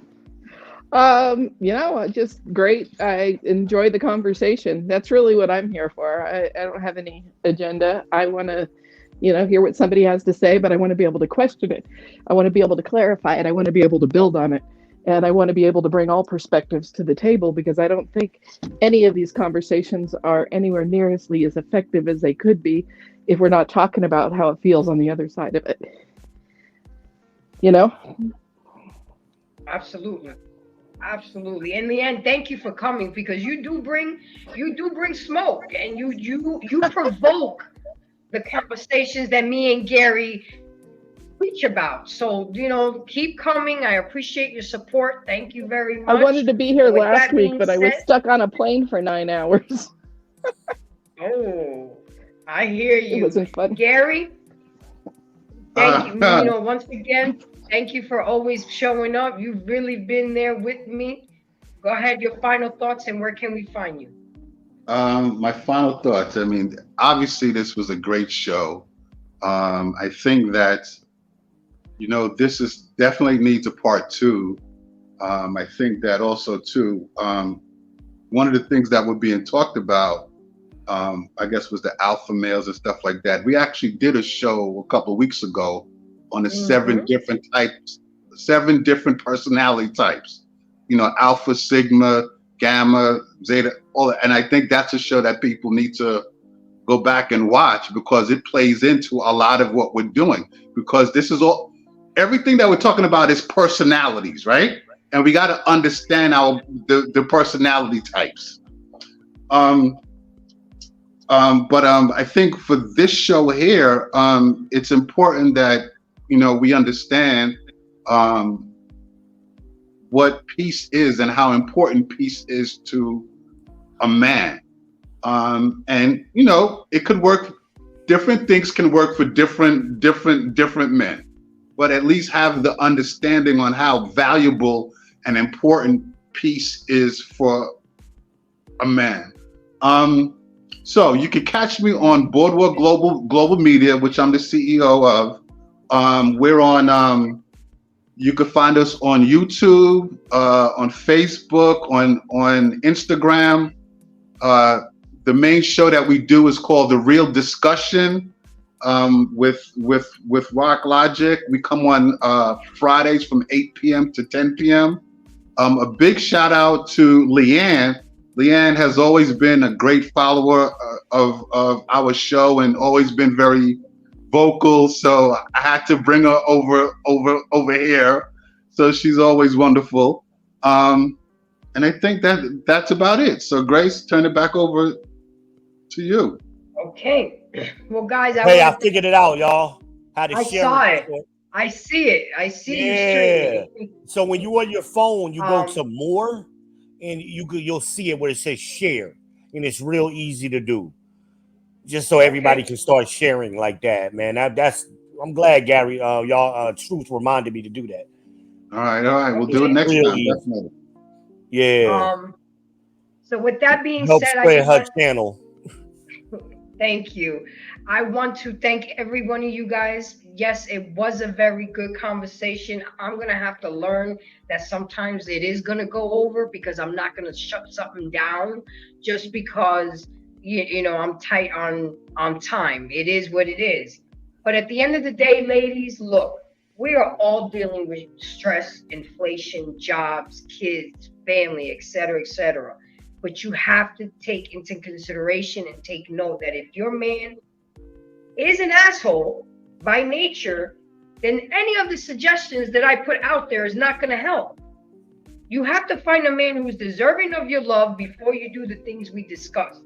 If you naturally feel happy with him, then that is a sign that he is deserving of peace and your love. So take what I said and what everybody else said into consideration. Stop being so argumentative. Stop being so combative. If you want a man, you're going to have to jump on his bandwagon, because the operation of orders, and it has been since the sense of time, the children belong to the women belong to the men, and the men belong to God. We come from a man.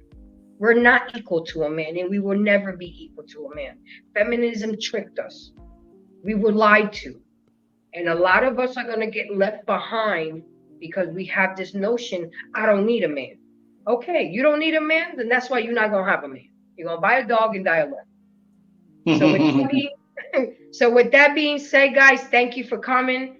If you liked what you heard and saw, definitely like, subscribe, and share. You can always support the channel. Money sign Embrace the Grace 23. We'll see y'all next week. I will be in New York. Me and Gary will finally be meeting in person. Right. And he will be interviewing me for my 1-year anniversary on how Embrace the Grace came all about. So y'all will see me embracing New York and going back home, okay? And y'all ladies out there, don't forget it's Father's Day. Let's show some love to our men in our lives and our fathers, because y'all got supported last month. Now this month is their turn. So y'all have a good night, and thank y'all for coming out. Thank you for y'all support. Bye, guys. And